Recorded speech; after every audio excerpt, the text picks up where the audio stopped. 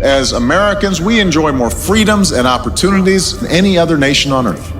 We have the chance to get an education and give our children a better life. That is what makes us different. That is what sets us apart. That is what makes us Americans. Congratulations on your graduation. 43 million borrowers have about $1.5 trillion in student loan debt.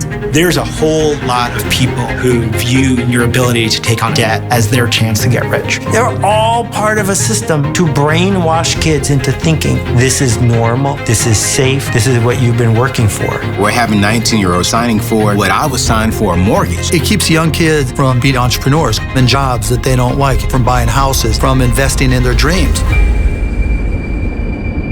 Every day, I talk to someone who's got $100,000 or $200,000 or $250,000 in student loan debt, and they do not know what to do.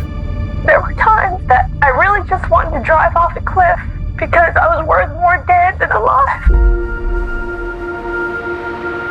If it's so bad that we need to forgive the loans, why are we continuing to make them?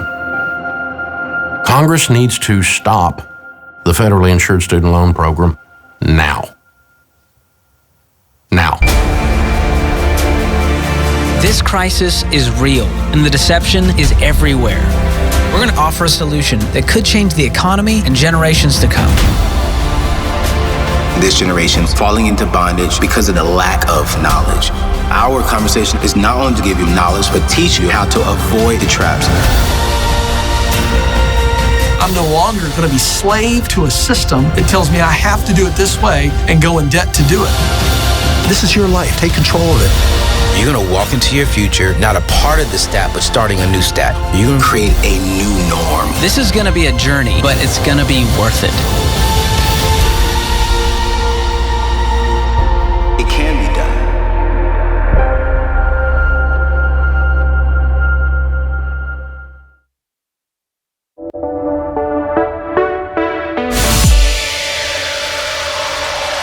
Well, you're still here, so we're going to begin the journey with baby step 1, which is save $1,000 in the bank as a starter emergency fund.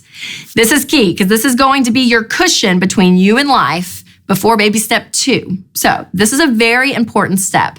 But here's the deal. This is probably the easiest step of the baby steps, but it's also the hardest. It's the easiest because it's $1,000. Like, you can do this within a few weeks or a few months. Like, I want you to do this so quickly. You know, work extra if you have to, sell something, do whatever you can, scrape up $1,000 and put it away. That's all you got to do.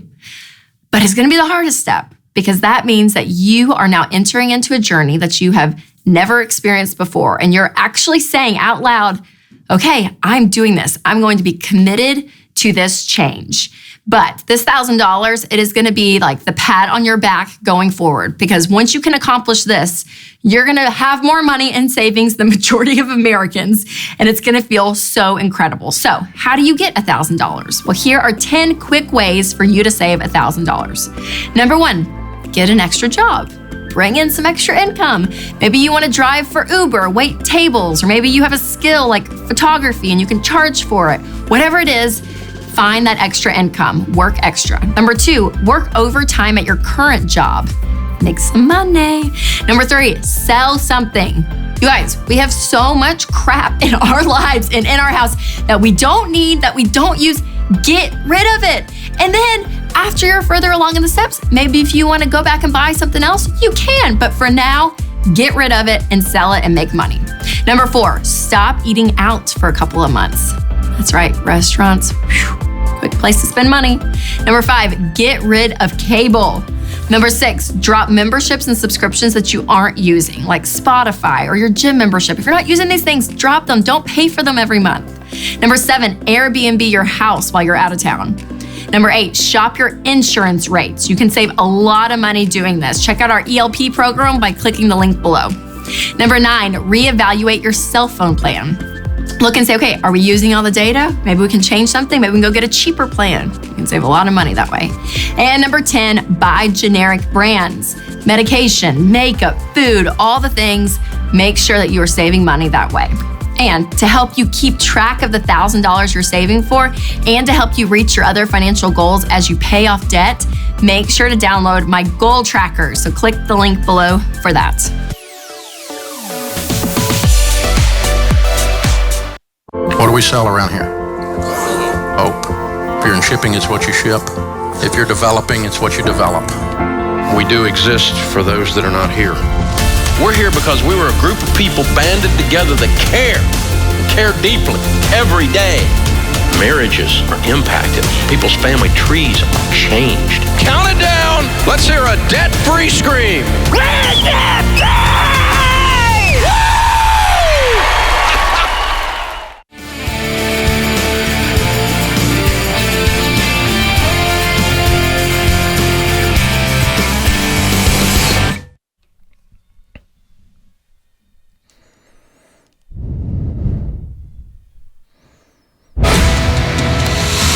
Welcome to the Dave Ramsey Show.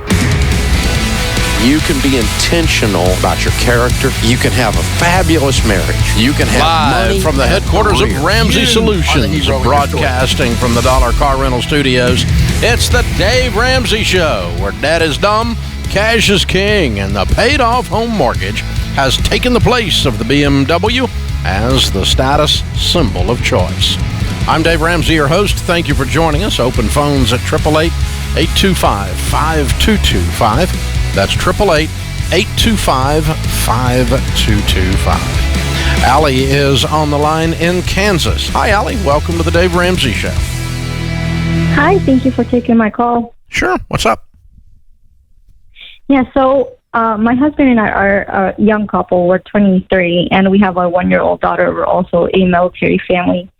So before being a stay-at-home mom, I was a military service member as well. So we were working on double income, so we had no debt prior.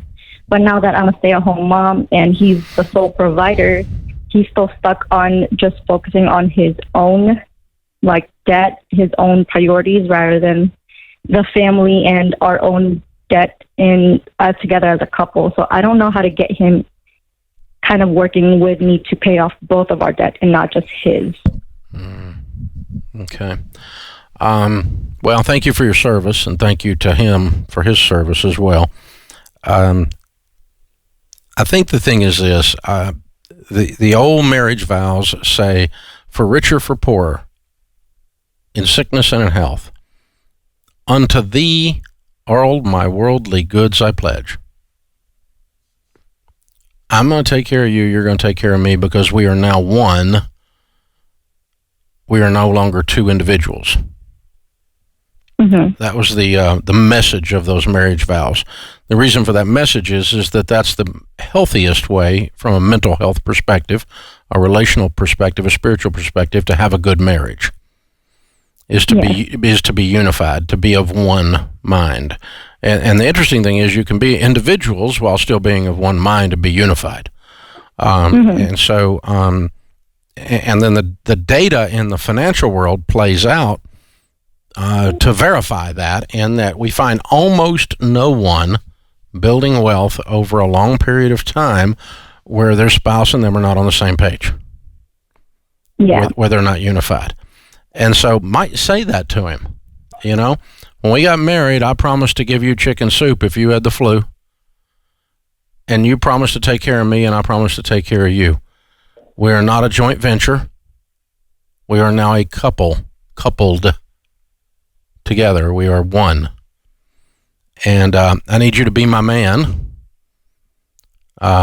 He's a manly man. He's a military guy.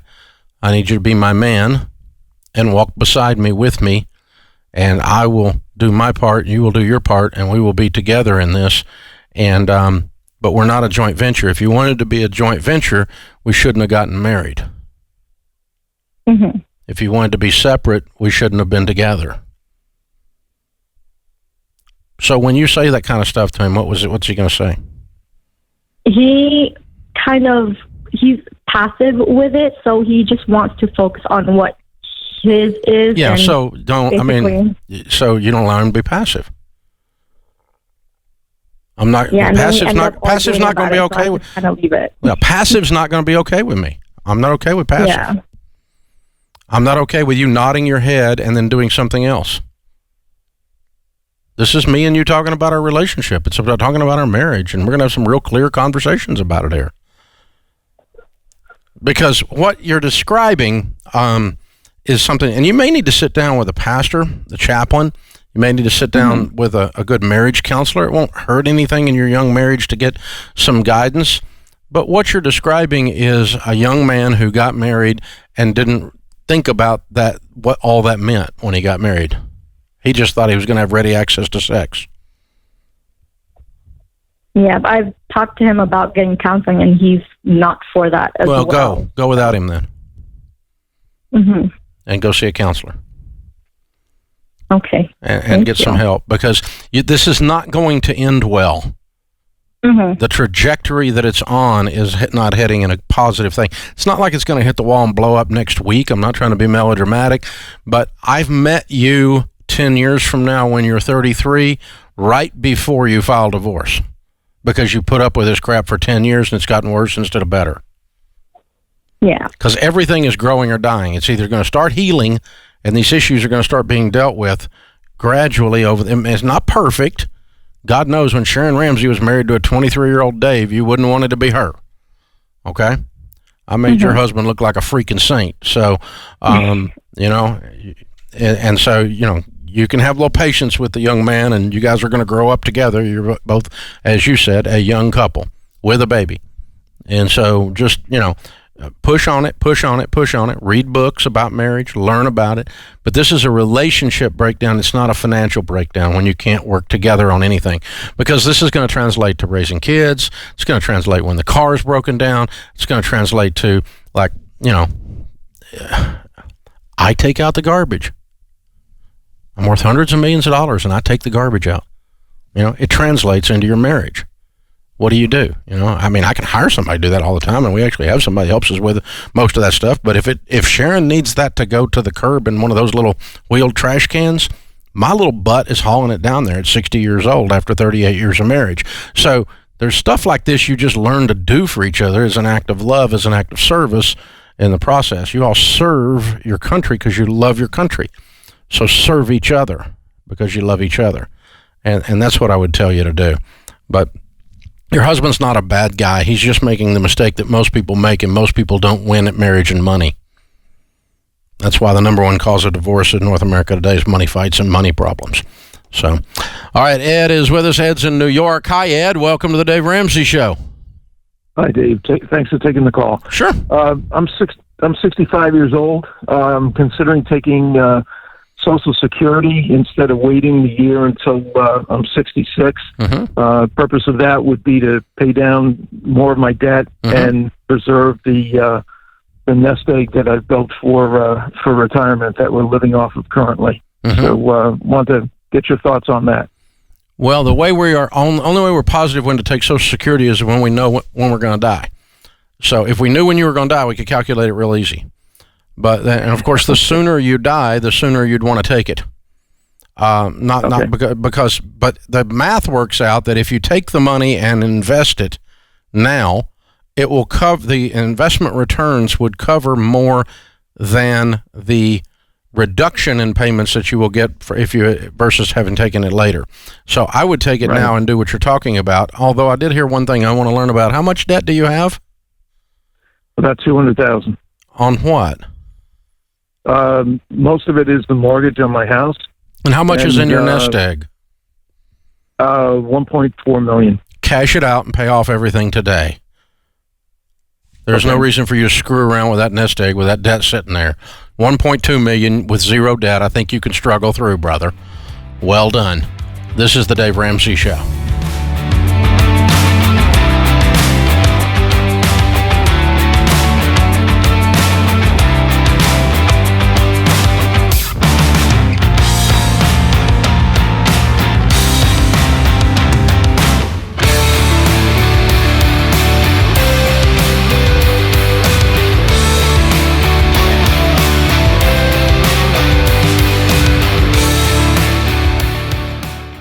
So there's this huge saying out there saying, make America great again. Well, you know what? How can we make America great again? We can fix the student loan crap that's going on right now. Let's talk about making America great again. Hold on, let me lean in so I can get in. Do y'all know that there's currently 44 million borrowers out there with way over $1 trillion in student loan debt? If we're really going to make America great again, let's start right here with our young people. Let's start with the education system. So there's this new thing out there called ISA, income share agreements. They're saying this is better than student loans. This is going to be so much better. That's a bunch of BS. Let me be real with you. What they're saying is, this is what we're going to do, you guys. Instead of taking out student loans, the colleges ourselves, we're going to pay your bill up front. And what you're going to do is that we're going to average out what you may be making after you graduate, and you're going to give us 15% of your income after graduation. So let's say you start off making $50,000 when you graduate, you're going to pay 15% off of $50,000. Let's say you kill it in the industry and you start making $75,000. You're going to pay 15% off of $75,000 until you pay back the college for fronting your bill up front. I say this all the time. You can go to college debt-free.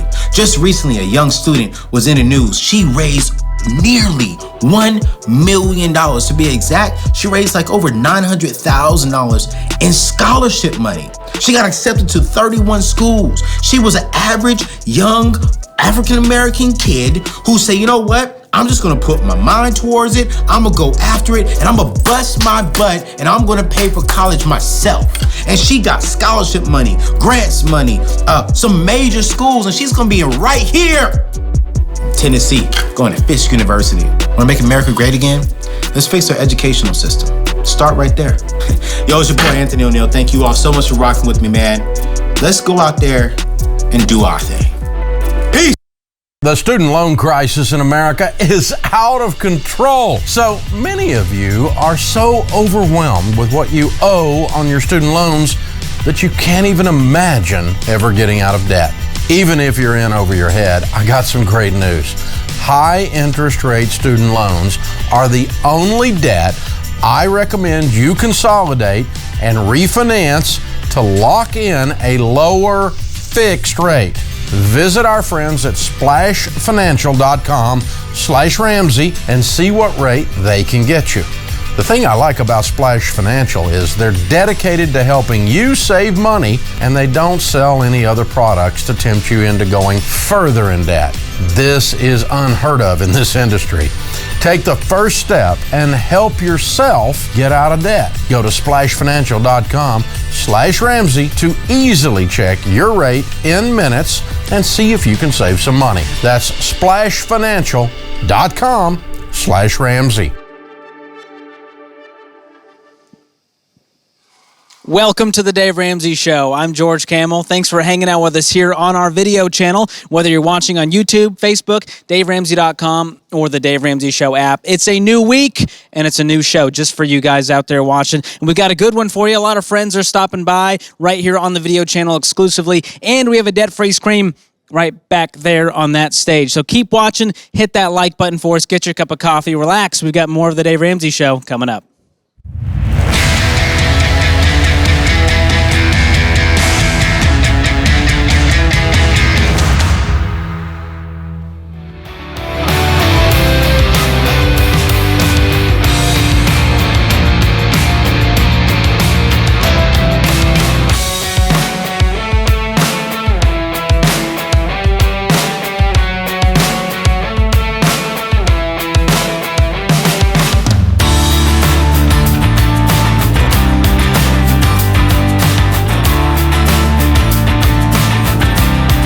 Thank you for joining us, America. We're glad you're here. Our question of the day comes from Blinds.com, the #1 online retailer of custom window coverings.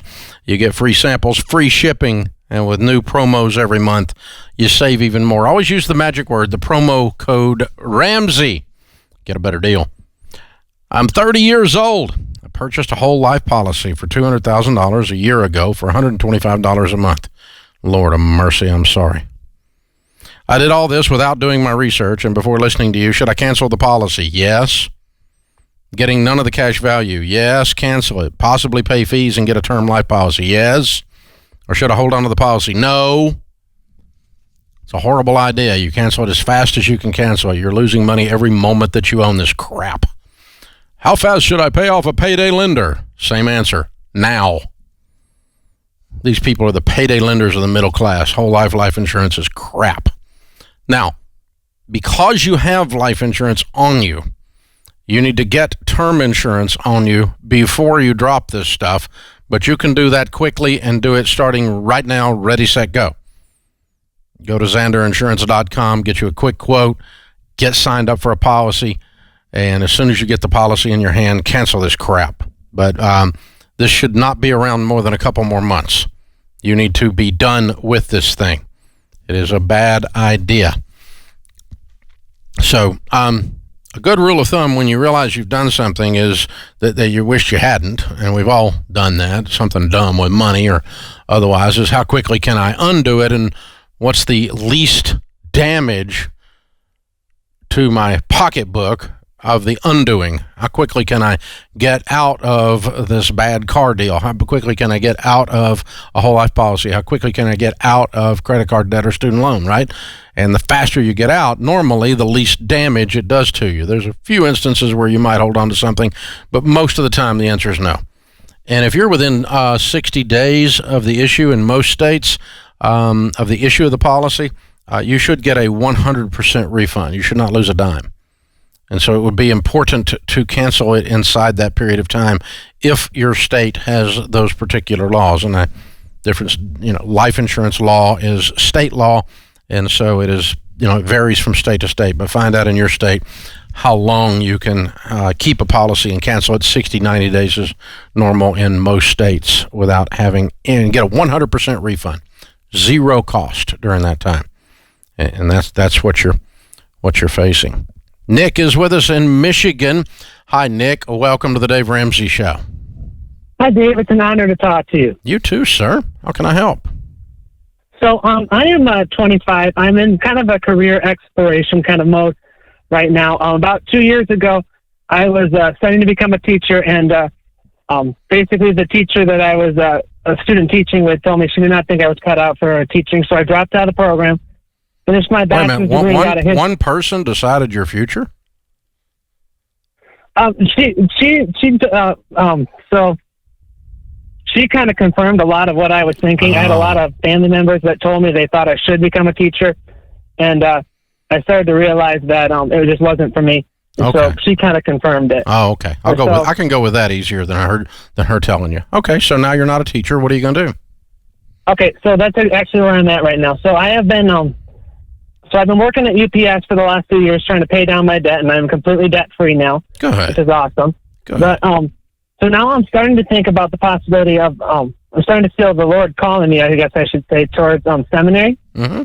And I would like to hopefully go to seminary debt-free, and I'm kind of trying to figure out how I could do that. Okay. All right.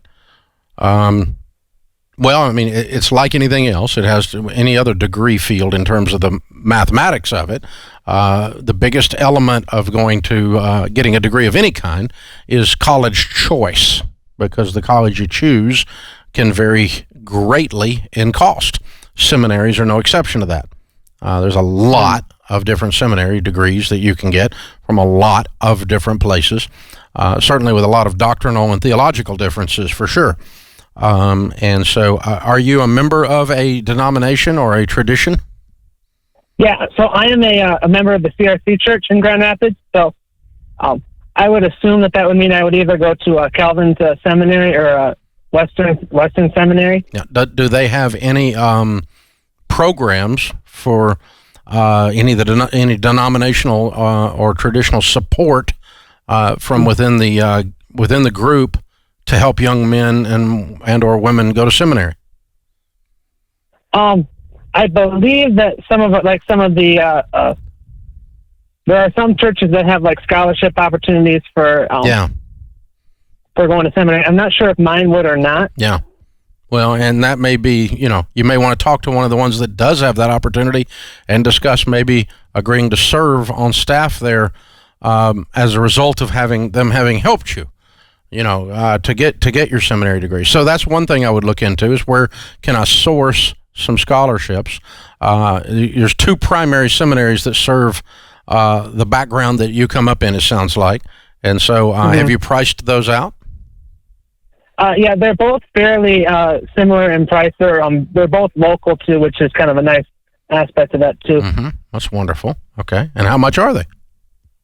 About $16,000 a year. Not bad. And you can live at home, right? Probably. Okay. UPS has a program. I don't know if it applies to studying for the pastorate or not, but they have a program that will pay tuition while you work there. Are you aware of that? Yes, I am. I actually used it for the last year of my college, my undergrad. Okay. So that'll help, and you get some denominational support, and you're living at home. Of course, you're working your tail off while you're there. And so I think that's consistent with Scripture for you to find a way to pay for this, because I cannot tell you that, matter of fact, I can tell you I would not get a seminary degree with debt.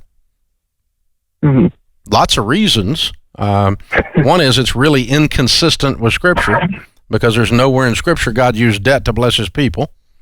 Number 2, typically pastors don't make huge piles of money, and to go hugely in debt to have a job that is not known, a career field that is not known for overpaying, would be kind of mathematically ridiculous. Agreed? And so let's do and oh, by the way, lots of people in Scripture did a lot of preaching and a lot of ministering with no seminary degrees. And so lots of people do that all the time. And not saying it's a good thing to not be trained. I don't have any problem with you being trained, but the call to preach or the call to minister is independent of you getting a seminary degree. A seminary degree is a tool in your belt to follow the call. There's a lot of ways to follow the call that don't require you to go $200,000 in debt with a seminary degree. Okay? Right. Like the pastor that led me to God never saw the inside of a seminary. Just as an example. Okay? Now, again, he would tell you he's extremely well read. He's studied after that, gone on to, do a lot of study and learning. But, the call on your life is a spiritual call, not an academic call. And the academics are a supplement to what God's called you to do. So don't confuse those, because I'm saying this, I didn't hear you say this, but I've heard in the last 30 years lots of people say, well, God called me, so I'm going $200,000 in debt and go to seminary. And I want to separate these two concepts for you and say, seminary is not always congruent with your call, especially if it's going in debt to do it. And so, we Christians, a lot of us have a tendency to play the God card when we want to do something, and God told me to do this. You need to make sure it lines up with Scripture if God told you to do that, because otherwise we know it wasn't God. So going into debt to do this is not a plan. This is the Dave Ramsey Show.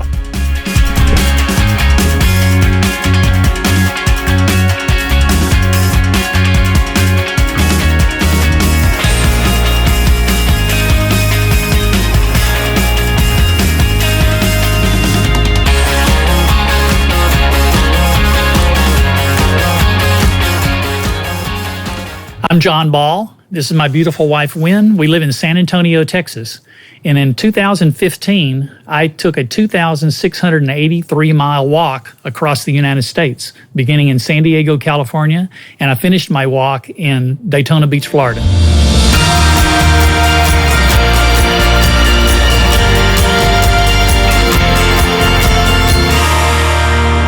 F-16. His buddy's out there somewhere, probably.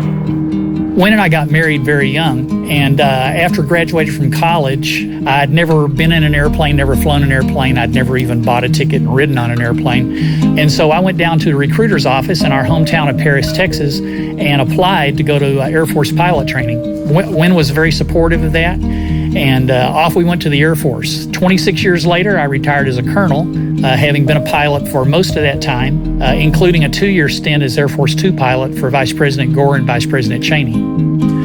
Throughout my Air Force career, I'd always been an avid exerciser. I'd go out jogging 6, 8, 10 miles a day. But towards the end of my career, I was approaching 50 years old. My knees started hurting pretty bad. Went to the doctor. The doctor said, you really need to lay off the running for a while. So I started walking. The very next day, I started walking for exercise, and I never stopped walking. So I was just honestly out walking one day, and it just crossed my mind. I wonder what it would be like to walk a long distance. Specifically, I immediately came to my mind, what would it be like to walk all the way across the country? After I retired from the Air Force, I went to work here in San Antonio with a government contractor. And at that point, Wynn and I were able to live off of my Air Force pension, but we wanted to build our retirement home here in San Antonio. With the exception of the savings that we did, we put everything else towards paying off our retirement home.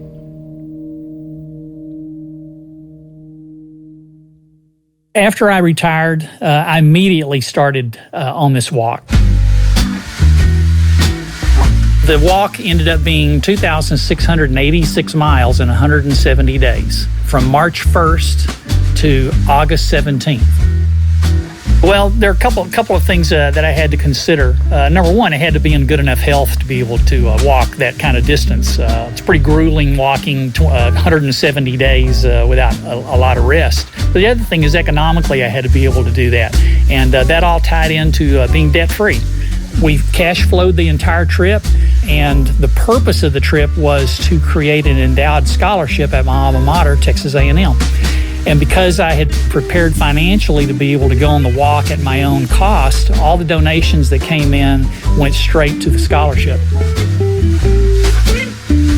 There's a tradition at Texas A&M about the Aggie ring. We've had the same graduation ring for over 100 years. And so really it's a tradition, and it's an honor that all Aggies have to wear their Aggie ring. But not everybody can afford their Aggie ring when it's time for them to get it. 350 very generous people gave over $27,000 to establish the Walking Aggie Endowed Ring Scholarship, so that each year one male student or two female students receive their Aggie ring as a result of the scholarship and my completion of the Coast to Coast Walk.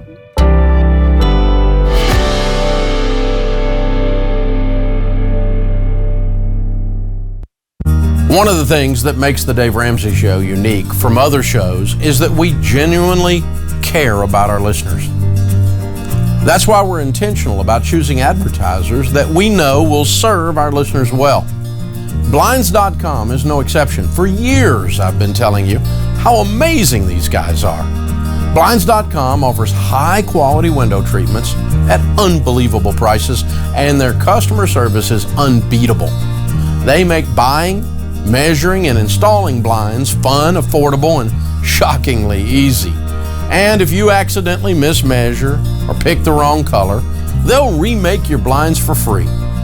When you're looking for window blinds, the only place you need to go is Blinds.com. With Blinds.com, you get free samples, free shipping, and when you use the promo code Ramsey, you'll save even more. Take advantage of this week's special promotional offer when you go to Blinds.com and use the promo code Ramsey.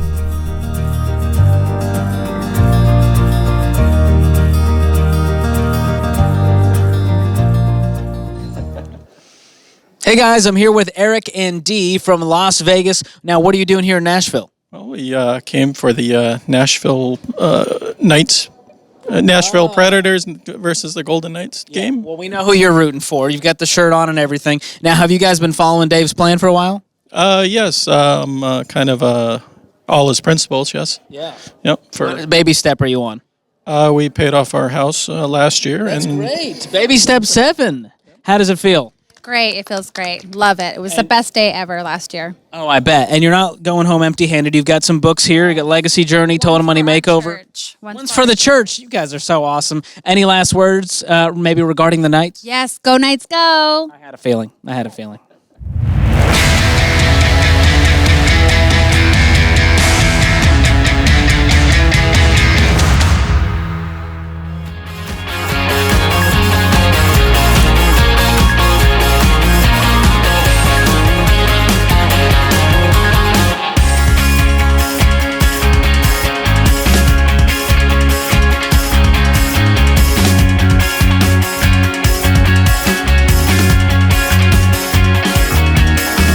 Emily's with us in Texas. Hi, Emily. Welcome to the Dave Ramsey Show.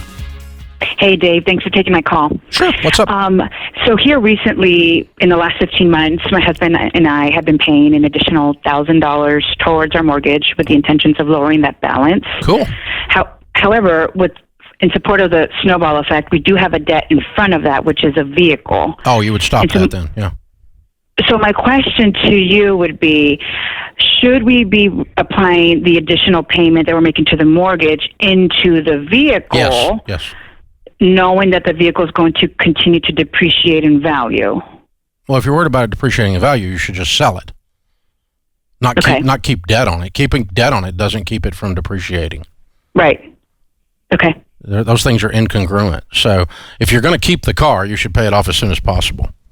Yeah, you should stop paying extra on your mortgage. I'm glad you're paying extra on your mortgage. I like the idea that you're working towards getting out of debt. But the power of focus is what has caused the system that we've used for so long to work, and meaning that what you focus on, you win at. And so we stop doing everything except the baby step we're on.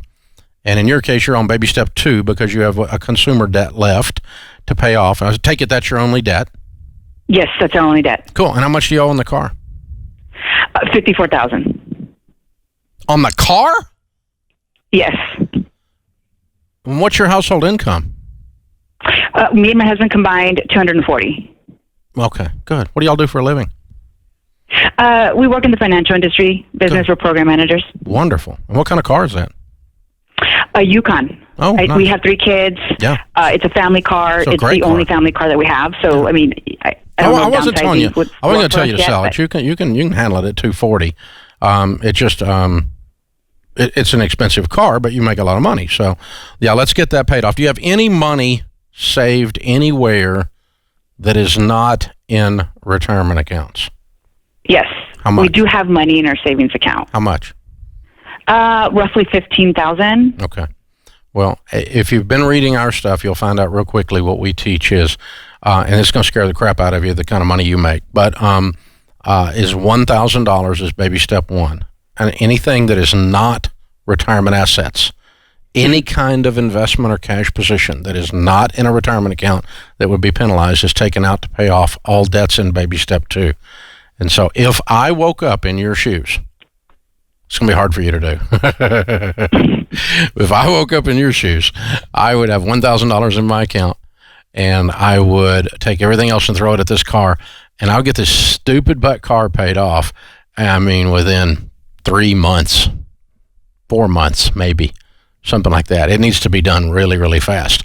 And once you're debt-free, everything but your home, then you build your emergency fund of 3 to 6 months of expenses. Then you start investing 15% of your income. By the way, if you're investing now, you should stop that temporarily until you get these other 2 things done. And that's the stuff that we teach. That's how we teach it, Emily. And so you guys are making a lot of money, but you're making way too much money to have a $54,000 car loan too. It's kind of just mathematically, financially lazy to have gotten that car loan. You make enough money to have paid for the car if you'd have just saved up a little bit and done it. Hey, thanks for the call. Open phones at 888-825-5225. Here's what's interesting. Now, a lot of you don't make $240,000 a year, okay? But most of you don't have $54,000 car debt either. People in the lobby just fell out.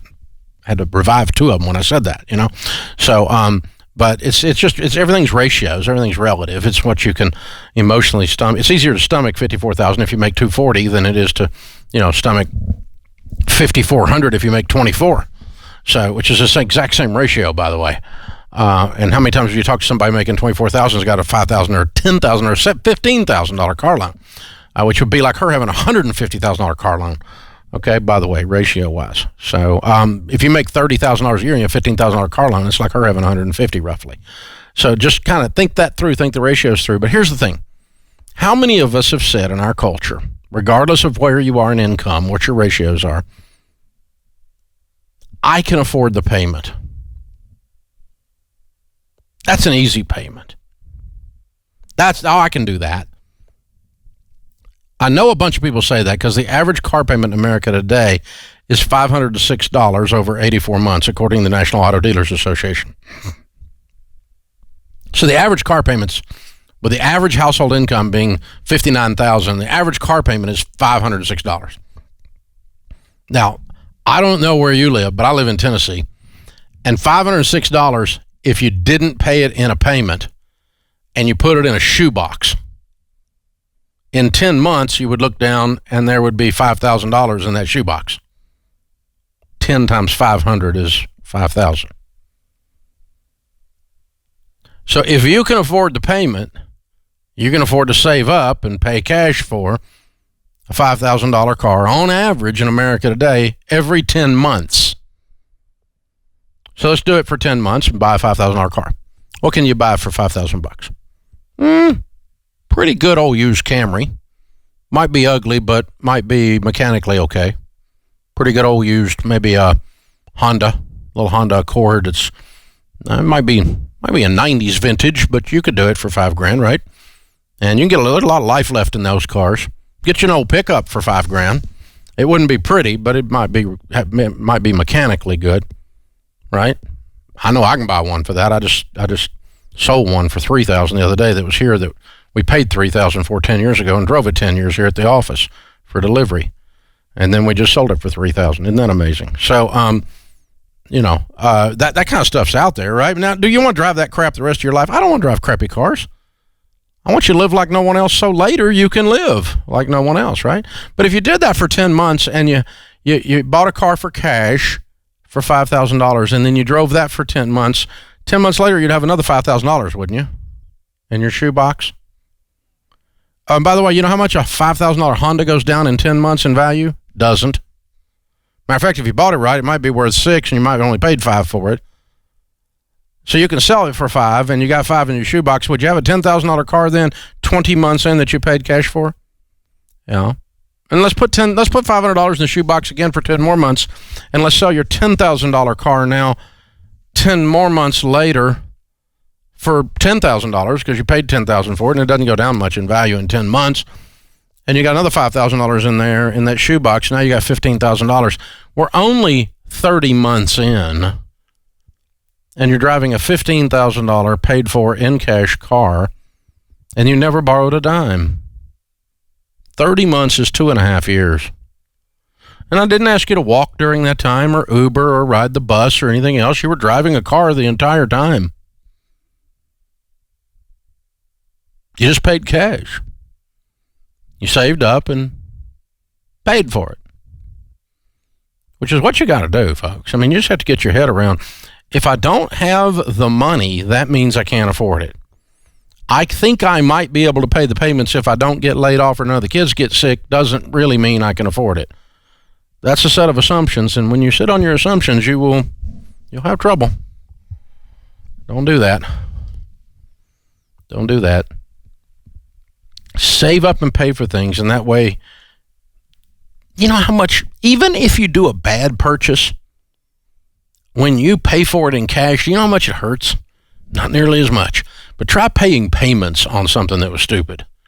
Oh my goodness. Every month you have this reminder that says, you're stupid, you're stupid, you're stupid. Just like last month, you're stupid again, and now you're stupid again. I pay payments on stuff like that, man. I hated that reminder. It's like a little parrot in the corner of my wallet. You're stupid. You're stupid. That's what that payment does once a month. You're immature. You didn't have the ability to delay pleasure. Children do what feels good. Adults devise a plan and follow it. This is the Dave Ramsey Show.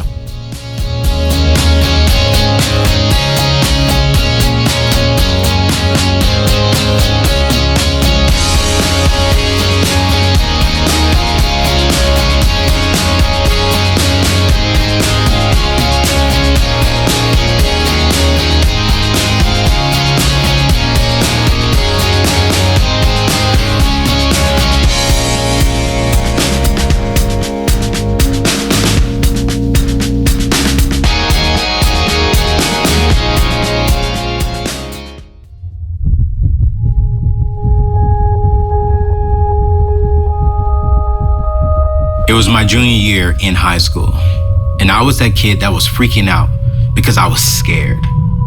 And a missions counselor came from a local college there and said, hey, if you do not have a plan or how you're going to pay for college right now, you are late. I was terrified because I didn't have a plan and my parents didn't have a plan. And I remember taking out student loans to not just fund college, but also to fund my lifestyle. And that was the biggest mistake that I made. And I am on a mission to help your kids, to help all students avoid making that decision. My name is Anthony O'Neill, and I travel across the country talking to thousands of students every single day how to start a good, solid foundation for their life. Do you know that the average student will graduate with about $35,000 in student loan debt? This is ridiculous.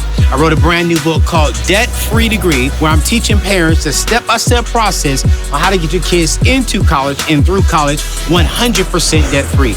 Not only am I talking about scholarships, grants for classes you need to be taking, but I'm also teaching them what's the secrets behind preparing for the ACT and the SAT, and how you can get those scores up, and what are some different ways, like community college, trade schools. What are the secrets are all in my brand new book, Debt Free Degree. Go to AnthonyO'Neill.com or DaveRamsey.com and order your copy today.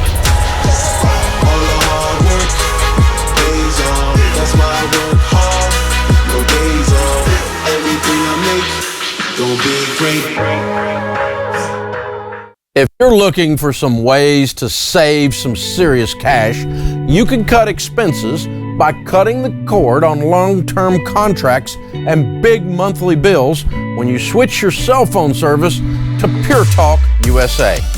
Pure Talk USA's voice and data services covers 99% of Americans with their 4G LTE network, providing the fastest internet speeds like the more expensive carriers. Plus, Pure Talk operates on the largest GSM network in the U.S. to ensure you receive reliable coverage virtually anytime, anywhere, at, get this, half the price of the other brands. And you never have to worry about contracts, activation fees, or data overage fees. You can try Pure Talk USA risk-free today at puretalkusa.com. And enter the promo code DAVE to receive 50% off your first month.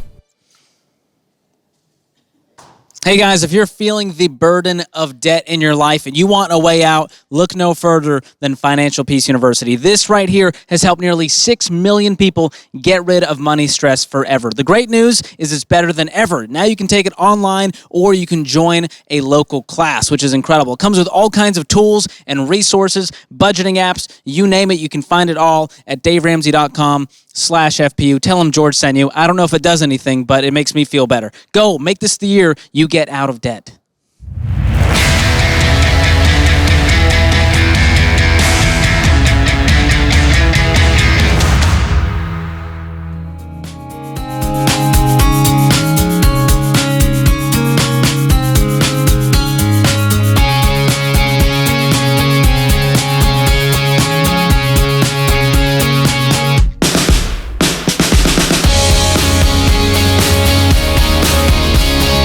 Here's an interesting number. Happy marriages are twice as likely to talk about their future dreams and money together. Twice as likely. People, when surveyed, ask if they have a happy marriage. Yes. Do you talk about your future dreams and your money together? They're twice as likely as those that answered, no, I have a bad marriage. Ta-da! So here's an idea. Make an investment in Valentine's Day with some gifts that can help you build a bright and debt-free future together. I like chocolate. My wife does like roses. She always says, you're wasting money. But then she grins and looks at them, so I don't know how that is. But I like those investments, but you know what? They don't change my marriage. The crap you buy at Valentine's Day generally doesn't change your marriage. But here's the deal. Here's something that would. You need to go to our Valentine's Day sale at DaveRamsey.com, because if you just got engaged or you're looking for a wedding gift or you just want to do this marriage thing right, you could save up to 66% off our Valentine's Day sale on books, bundles, and tools that will help you strengthen your marriage. check it out at daveramsey.com or call the Ramsey Concierge team at 888-22-PEACE, 888-227-3223. And on Valentine's Day, I think there's a couple of tickets left to this, the Money and Marriage event here in Nashville with Rachel Cruz and Dr. Les Parrott. And there's all kinds of add-on things you can do. Events with Rachel, events with Les, events at the Grand Ole Opry, and other stuff that we've got all arranged for you if you want to do any of that. Valentine's Day, February the 14th, the Money and Marriage event, plus add-ons because you get to take a Valentine's trip to Nashville. So check it all out. Check that out at daveramsey.com as well. Just click on Live Events. Sam is with us. Sam is in Texas. Hi, Sam. Welcome to the Dave Ramsey Show. Hi, Dave. How are you, sir? Better than I deserve. What's up? So my question to you is, should we pay off debts in collections that have been removed off a credit report? Wow. How old are they? This one is I believe, opened in 2011. Why was it taken off your credit report? Well, it's legally under my wife's name, but it's now my debt since. Well, I mean, why was it taken off of her credit report? Oh, well, I guess because it was. I guess they remove them after 8 years. I'm not really too sure. Yeah. Okay. Well, there's two reasons to go back and deal with this. It's a hassle. But the problem is, even if it's off the credit report, depending on your state's laws, you may or may not still owe the money based on a statute of limitations. And I don't know that in your state. I'm not an attorney. But even if the statute of limitations has run, you can be assured that these things will pop up later at the worst opportune time. About the time you get ready to buy a house, these people will just reappear and mess up her life, mess up her credit bureau report. And so the fact that it's not reported on the credit bureau report doesn't mean that you're not legally liable, doesn't mean that they won't bother you later. It could mean both, but it doesn't necessarily mean that. And of course, the third thing is she actually owes the money. Right. And there's that. So if it were me in this situation, I would call them and begin a negotiation to settle. It's obviously a very old debt. The original balance and certainly all the interest and penalties since then are not even relevant. But I would just come up with a number that I work with them to settle. It shouldn't be a lot of money. And percentage-wise anyway, it should be a very, very small percentage. And like 10, 15, 20% of the original balance, not what they say it is now, and then get that in writing and then send them some money, because then what you're doing is you're cleaning up your life. You have no skeletons in the closet that are going to pop out like a bad horror movie at the worst possible time. There's nothing hiding back there in your past that can come back after you later. And I just don't want the boogeyman under my bed. That's what it amounts to. Drew is with us in California. Hi, Drew. How are you? Hi. Thank you for taking my call. I've been listening to you for several years, and my wife and I have learned a lot from what you've taught us. Well, thank you. How can I help? Well, my wife is 46 and I'm 50, and I want to retire in 10 years. Our take home is $156,000 a year. Mm-hmm. We have $225,000 in our 529s for my 10-year-old daughter and 13-year-old son. I have $640,000 in retirement for the 403Bs. I have $14,000 in a Roth IRA, $18,000 inherited IRA. I have $461,000 in a trust. And my wife and I, we have $353,000 left on a 15-year mortgage, and we're contemplating whether or not to pay it off, either like all at once, and then just start recontributing like $3,500 a month for 10 years until I retire, or pay an additional $5,000 a month and then reinvest $3,500 a month for 5 years. What's the story on the trust? It's my dad passed away, and then he left us some money, and so we've had it in there. He left it into a trust. Yes. What's so it it's like invested in mutual funds. Okay. All right. And the terms so of the this trust. I'm sorry. The terms of the trust are you're 100% in control. Yes. Okay. We have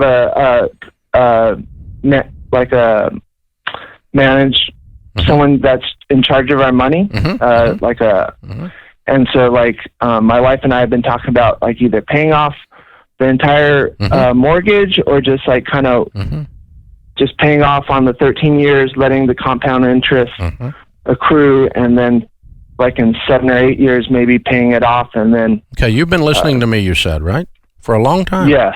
For a long time, right? Yes. Okay. And everything that is not in a retirement account, we walk up with the baby steps, don't we? Right.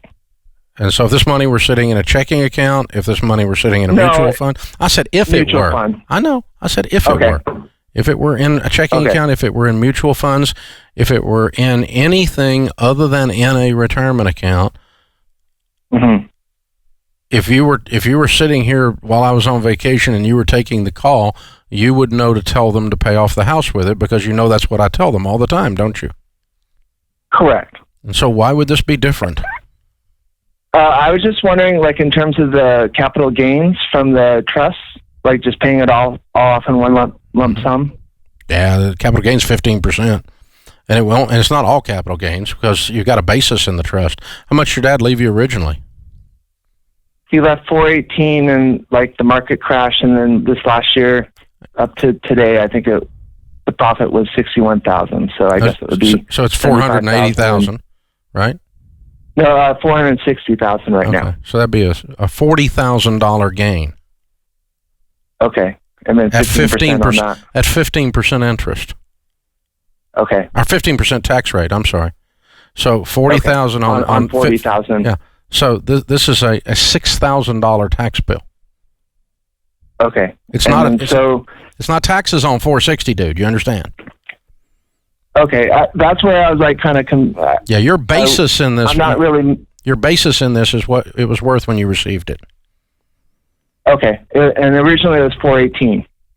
Right, and now it went down. Now it's $460, which is a $42,000 gain.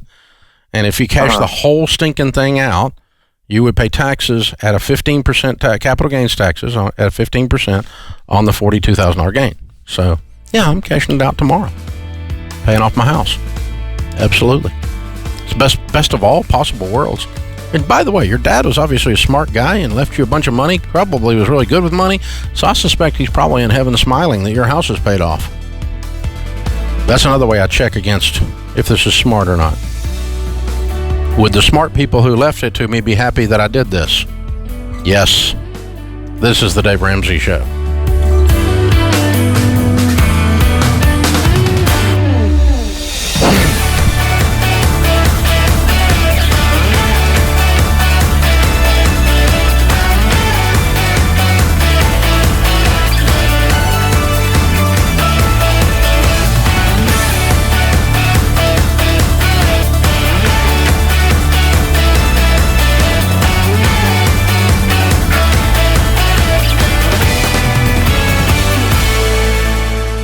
Are high healthcare costs getting you down?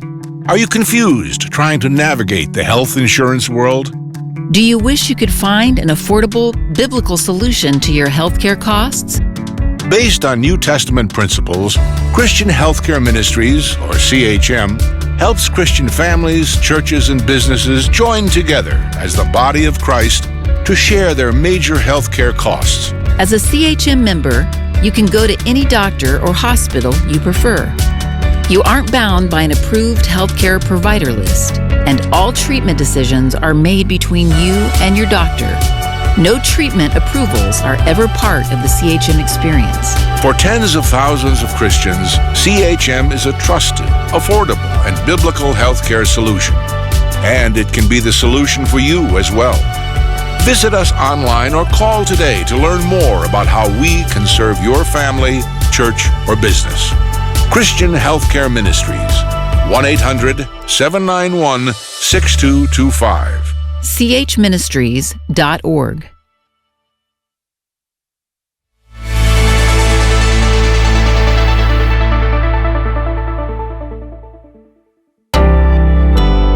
I got more than my share of input from people telling me that it was dangerous, that there were a lot of mean people out there, and that it was just generally a bad idea to go walking on my own without any help or support for 6 months.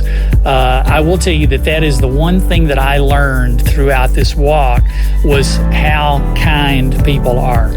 In 6 months, I never had one single incident where I felt threatened in any way by anyone.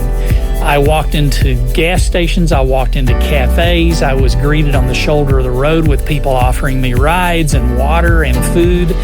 The best experience out of the whole trip was just how kind people were to me. And it was a relief because as the family, we were very worried about his safety, and he just had a great experience.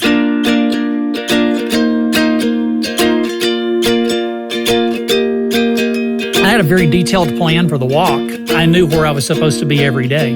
With that in mind, we booked a Disney cruise that left the afternoon of August the 17th. So I knew before I ever started on March 1st in San Diego that I had to be in Daytona Beach, Florida on August 17th, or that cruise ship was going to leave without us. The whole family flew out to San Diego to see him off, and it was really kind of sad because we were all together and about to go to Disneyland, and here he was all by himself going to walk away. But anyway, we could talk every day. Just very seldom did we not speak every day. So we kind of kept up with him and knew that he was okay, and it just all worked out good. And then we all went, including my mom on the other end, and took a Disney cruise.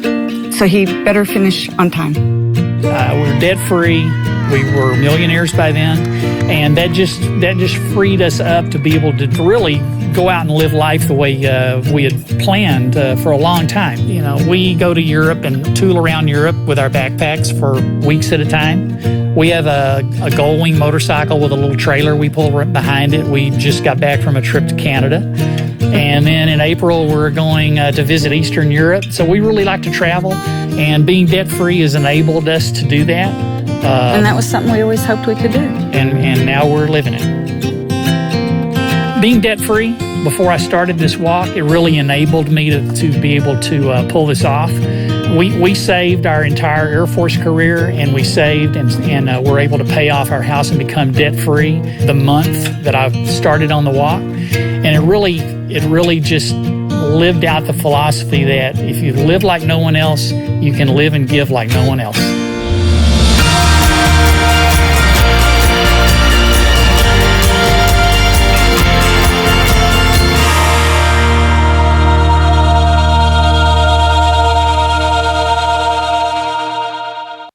Leaders are not born. It's a decision. A great leader has integrity. A great leader is a servant. A great leader is visionary. They're passionate, they're loyal, they're influential, they're disciplined. If you want to be a great leader, that should be you!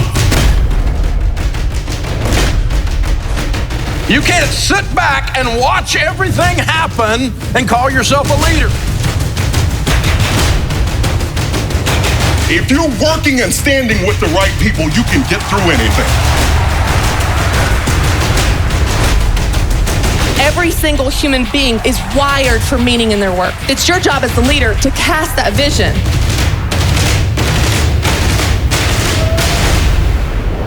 It's game on. The jobs we hope to make aren't going to stick unless they're jobs that people want. Real leadership is about solving problems, not just talking. What I want you to do is to have the courage to live for that dream, because that dream is not just a dream, it is an absolute reality. You gotta own it inside. I believe in you. I know you can do this.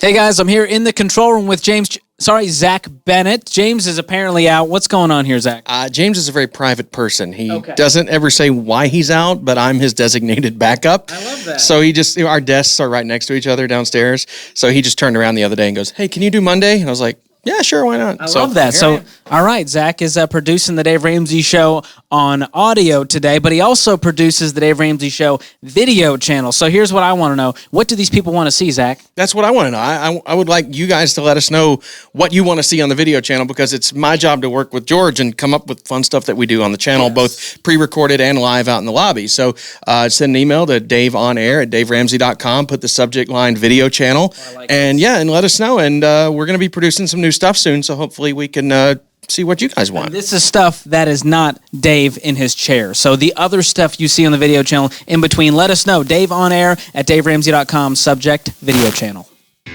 The total debt is around $640,000. I'm wanting to come clean about a credit card that he doesn't know about. I'm going to probably pay student loans for the rest of my life. I just don't even know where to begin. And I don't know what to do, and I'm scared. Welcome to the Dave Ramsey Show. You are not a victim. You are the hero in your story.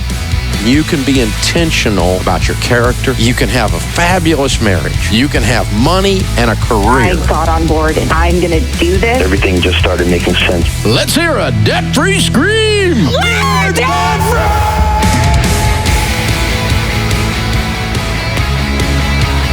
Live from the headquarters of Ramsey Solutions, broadcasting from the Dollar Car Rental Studios, it's the Dave Ramsey Show, where debt is dumb, cash is king, and the paid-off home mortgage has taken the place of the BMW as the status symbol of choice. I'm Dave Ramsey, your host. You jump in, we'll talk about your life and your money. It's a free call at 888-825-5225. That's 888-825-5225. 5225. Claudia is in Nevada to start off this hour. Hi, Claudia. How are you? Better than I deserve. Quick question. So you are the tiebreaker in our marriage right now. My husband and I make combined about $115,000 a year, and the only debt we have is the stupid debt, but we actually do use it quite a bit, is we owe $16,000 roughly on a travel trailer, and we want to pay that off. So we have two girls that I just put them in horseback riding lessons for the last month. They go each week, and it's $50 each week. They stay there for 5 hours, and they actually get hands-on in a working ranch, and they take their lessons. They absolutely look forward to it every week. And so I think it's worth it if we use it as a line item in our budget and maybe cut back from somewhere else. My husband says, gazelle intense, nobody does anything until this trailer is paid off. Sell the trailer. Oh, we use it so often. We really do get a lot of use out of it. Well, I mean, you like the horseback lessons better, though. My girls do. My husband likes the trailer. Okay. And so you make $150,000 a year. You have $16,000 on a toy. I'm sorry, $115,000. Yes. And you have $16,000 owed on a toy that's sitting in the backyard that you use a total of 2 weekends a year. We use it quite a bit more than that. How much do you use on a regular basis? How much do you use it? For hunting trips, camping trips. How many times a year do you spend a night in that trailer? How many nights a year? Probably 4 weeks. You're exaggerating. No, we go for a week during spring break. We go a couple of weeks in the summer. We do a week for our hunting trip in October. Mm-hmm. That's at a minimum. That's being conservative. Okay. And what is the family willing to do to get it paid off in order to keep this toy? Well, I mean, I only work part-time, so I don't mind beefing up my hours. Okay. What else is the family willing to do to get this toy paid off? How fast are you going to have it paid off? I mean, I'm willing to do whatever it takes only because I see so much joy in what my goals are. How fast are you going to have it paid off? It's $16,000. You make $115,000. How fast do you pay that off? Probably in 6 months. That's good. Okay. And if you can do that and keep the horseback lessons, then then get it done.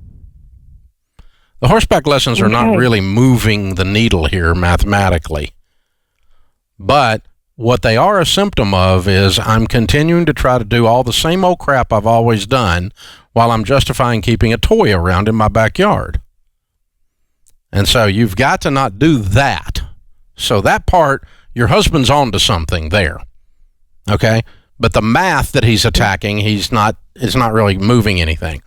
But, I mean, you guys don't need to see the inside of a restaurant while that trailer's sitting in your backyard with that debt on it. You really don't. And you don't have time to go on vacation. You're working all the time to get this stupid toy paid off. That's what we're talking about here. That's a lot more than $50. A lot more. That's thousands of dollars that I just described there. So have you stopped your contributions to your retirement? That's the other thing. See, I can't help you if you're going to half-butt do all this stuff.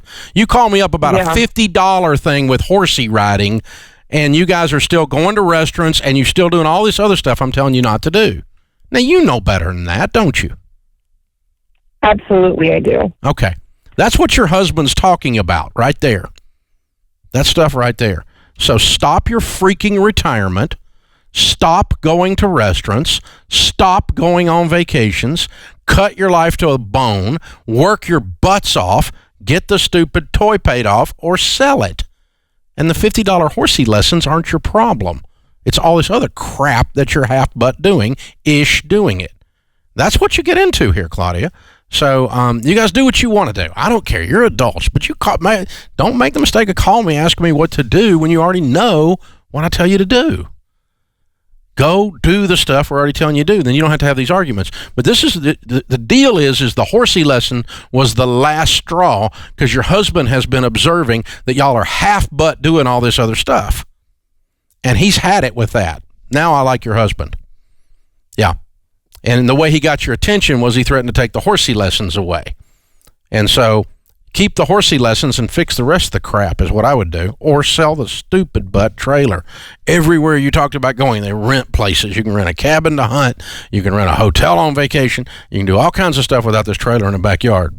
But if you want to keep it, and you can pay it off in 6 months, and you're willing to roll up your sleeves and go do it, I would probably do that if I were you. Thanks for the call. Kayla is with us in Illinois. Hi, Kayla. How are you? Hi, Dave. I'm doing well. How are you? Better than I deserve. What's up? So I'm 22, and I'm currently saving for a house in baby step 3B. And I'm just wondering if I should be still gazelle intense here to hopefully try and pay off a house in cash, or if I should be able to enjoy a bit more of my money as if I were in 4, 5, and 6. Enjoy a bit more of your money. I'm sorry, I don't know what you mean. I mean, like, should I still be gazelle intense cutting out rice and beans and rice, or am I allowed to bring in a bit more into my budget? Oh. Or should I just really focus on 3B to pay off as much of a house as I can when that time comes? I got you. Okay. Anything beyond baby step 3B, we do not teach you to be gazelle intense. We teach you to let your foot off the gas and do other things while you're doing it. Now, having said that, Sharon and I have at times in beyond baby step 3 for periods of time focused on a goal and been very intense. It's not required over 30 years for you to live on beans and rice in order to live a life that's right, though. In other words, we might say, hey, we're gonna chill here. We're gonna stay out of restaurants and for a year because we want to do this thing and we're gonna pile up. We'd rather have this thing or take this trip or whatever it is than we would all these other little small things that happen when you let your foot off the gas after baby step 3. So you can do that. In other words, if you could pay cash for your house in 2 or 3 years and you're 24 years old and you want to really sacrifice to do that, that's a goal worth being intense for. But is it what we teach for you to have to do that after baby step 3? No, we do not. Good question. Very good thinking. Good frame of thought there. We appreciate you joining us. This is the Dave Ramsey Show.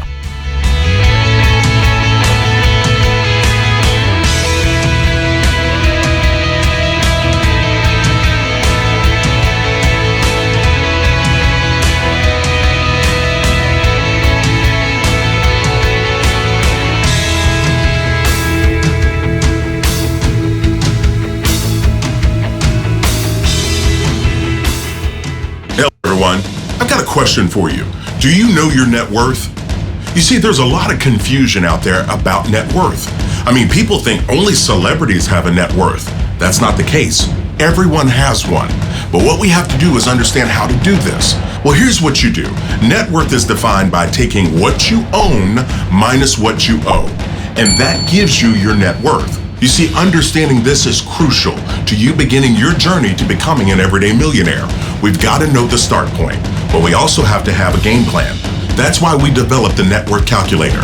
It's 6 easy questions tailored to help you to understand where you are and to know your net worth. You can do this, and I'm here to help. All you have to do is enter your email address to get started. One of the things that makes the Dave Ramsey Show unique from other shows is that we genuinely care about our listeners. That's why we're intentional about choosing advertisers that we know will serve our listeners well. Blinds.com is no exception. For years, I've been telling you how amazing these guys are. Blinds.com offers high-quality window treatments at unbelievable prices, and their customer service is unbeatable. They make buying, measuring, and installing blinds fun, affordable, and shockingly easy. And if you accidentally mismeasure or pick the wrong color, they'll remake your blinds for free. When you're looking for window blinds, the only place you need to go is Blinds.com. With Blinds.com, you get free samples, free shipping, and when you use the promo code Ramsey, you'll save even more. Take advantage of this week's special promotional offer when you go to Blinds.com and use the promo code Ramsey.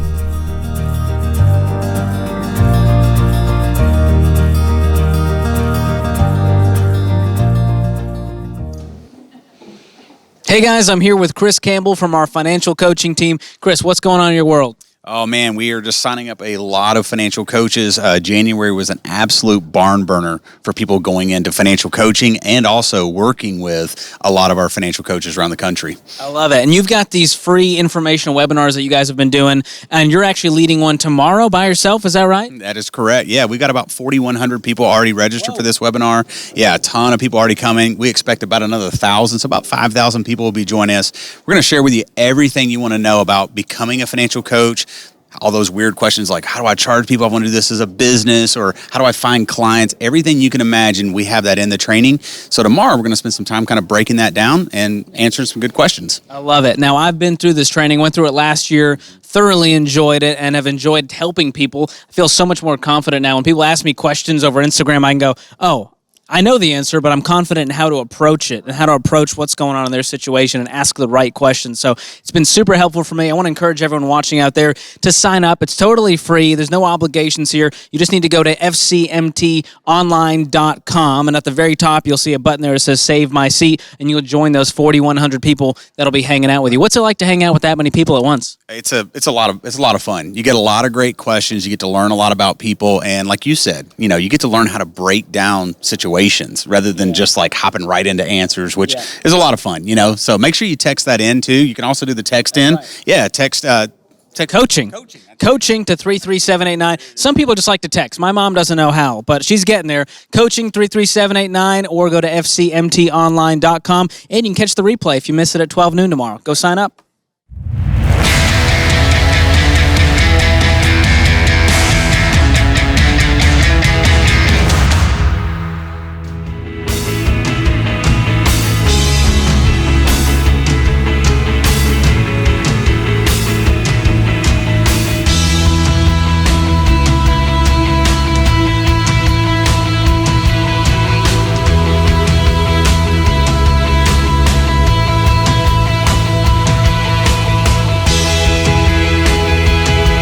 Andrew is with us. Andrew is in New York. Hi, Andrew. How are you? God bless you, Dave. An honor to talk to you. You too, sir. What's up? I feel like I'm doing okay financially, but I want to try to do better with the right direction. So I'm 39. I have a $283K mortgage and $140K in student debt. I don't have a 403B or college savings as of yet, and we'd love to increase our emergency fund, my wife and I. As for the student debt, my wife, half of it is hers, $70K, and half is mine. My half is being paid with public service loan forgiveness, and hers is not. budget-wise, I could pay over her minimum by maybe $50. I want to try to attack it to get her. What is your household income? $67K. I am the sole provider. Good Lord. My wife is amazing at everything else, but I am the only guy right now. And so she paid $70,000 to get a degree and doesn't use it. For now, I mean, we have a 2-year-old and another one on the way. What is her degree in? Done great job. Counseling, mental health counseling. Did she get licensed? She get her master's? She did get her master's. She did not get licensed, but it's just a case of she gave birth and she. I wasn't accusing her of being lazy. I'm just saying you guys have a financial crisis on your hands because your income to your debt ratio is absolutely scaring the crud out of me, dude. Y'all got to be terrified. Well, you have a little shovel and you are standing neck deep in a big hole. Okay. And it's scaring me for you. I would be scared. So if I want to do something to increase your household income, because we've got to get rid of these student loans, because the public student loan forgiveness program, are you talking about the 10-year program? I am talking about the 10-year program, and I'm already 3 years into it. Have you not read that it doesn't exist? What do you mean? That 35,000 people have made application, 93 received the forgiveness. The government is not honoring it. Okay. It's not a good get-out-of-debt plan. They lied to you. Okay. And, I mean, go Google it. Go Google and see what's happening with it. There's almost none of the applications are going through after people waited 10 years and did the public service. And so it's been a bad deal. So, yeah, what I would say is you have $140,000 in student loan debt, and we've got to come up with a plan other than $67,000 to get you out of that. And that involves, what do you do for a living? I work in social services. Okay. That's a nonprofit. Yeah. Okay. Can you pick up side casework? I'm currently actively looking for side anything, really. Sure. I'm not afraid. I mean, if you can get casework, it'll be your best pay as side casework. And then your wife needs to go ahead and get licensed, even though she's a full-time mom, and I appreciate and I want to honor her decision to do that, but she needs to go ahead and get her license so that she can do side counseling as well, some evenings and weekends and stuff when you're around with the kiddos that she can pick up, because a good marriage counselor therapist, as an example, make $100 an hour. And you guys need the money. So she needs, and her side gig, she's got a master's. Go ahead and get the license and let's get the counseling business started. It doesn't have to be super fancy. It doesn't have to be a big deal. But she can add some real substantial dollars without sacrificing her too much of her time with your children. And I'm not asking her to go crazy here, but I mean, 20 hours a week would go a long way at $100 an hour. Go a long way in this situation. It would increase your income considerably.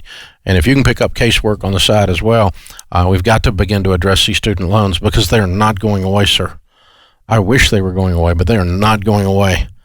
And the only way they're going to go away is when you guys get after them, and you don't have a lot of margin in a $67,000 budget to pay tens of thousands of dollars. $50 is, you're going to be 100 years getting out $50. You need $5,000 a month going towards this. And that's going to involve you all changing your income structure to be able to do that. I'm so sorry. I wish you weren't there. I feel scared for you. All right. Erica is with us in Texas. Hi, Erica. How are you? Good. Thank you so much for taking my phone call today. Sure. What's up? So I'm a single mom, and I feel like I'm drowning in debt. And I pretty much need to know how to get started. How many babies you got? 2.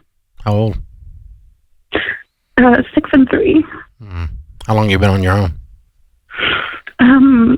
Not quite a year yet. How old are you? 33. What do you do for a living? I work for the government. Doing what? Pretty much it's data entry. It's like an entry-level job. Yeah. What do you make? I make about 45. Okay, good. And how much debt have you got?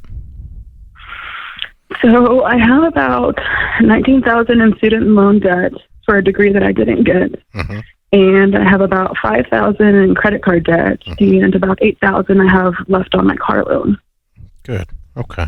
Good. Okay. And so you're 33, and you have a what was the ages of the babies again? 3 and 5? 6. 3 and 6. 3 and 6. Okay. Mm-hmm. So when you have a 13-year-old and a 16-year-old, and you're an old 43-year-old woman, right? What are you going to be doing with your life then? Career-wise? I've been thinking about going back to school, and I've halfway started getting that process back. I want to be in nursing. Oh, you want to be in nursing? Okay, good. I do, and that's kind of where I started my degree, but I didn't finish it because life happened. Okay. And so I've started that process, and I think come summer I should be ready. But if I've got all these bills, how can I go back to? I'm just asking. I'm just thinking with you, because normally what happens when you go through a divorce and you're sitting here, you've had a year of hell, emotionally, financially. Babies are crying. I mean, you've had a tough year, and a lot of times people make really bad career decisions in the middle of that year because they're thrashing around trying to get enough money just to eat with. Right. And you didn't do that, so that's good. You're sitting in a stable situation. Will the state pay for your education at all? I'm sorry. You work for the state, right? Right. Will they pay for education? They do, as long as I commit so many years to working here while I pay, to offset what they've funded for my Let's calculate education. that, because you need the job anyway. I mean, if it's 20 years, it probably doesn't work. If it's 3 years, it works really good. Right. Because I'd rather work for them for 3 years and get paid than I would be in debt, or struggle to wait 3 more years to get started on your nursing degree. That kind of a thing. Okay. So, you've got a tight budget. It's scary, but what you're telling me mathematically will work. You can work your way through this. We're going to have to work you out of debt and get your long-term career goals adjusted and begin to tool you up so that you have a great life 10 to 20 years from now in the second chapter of your story. Okay. You can do it. It's scary, though, isn't it? It's very.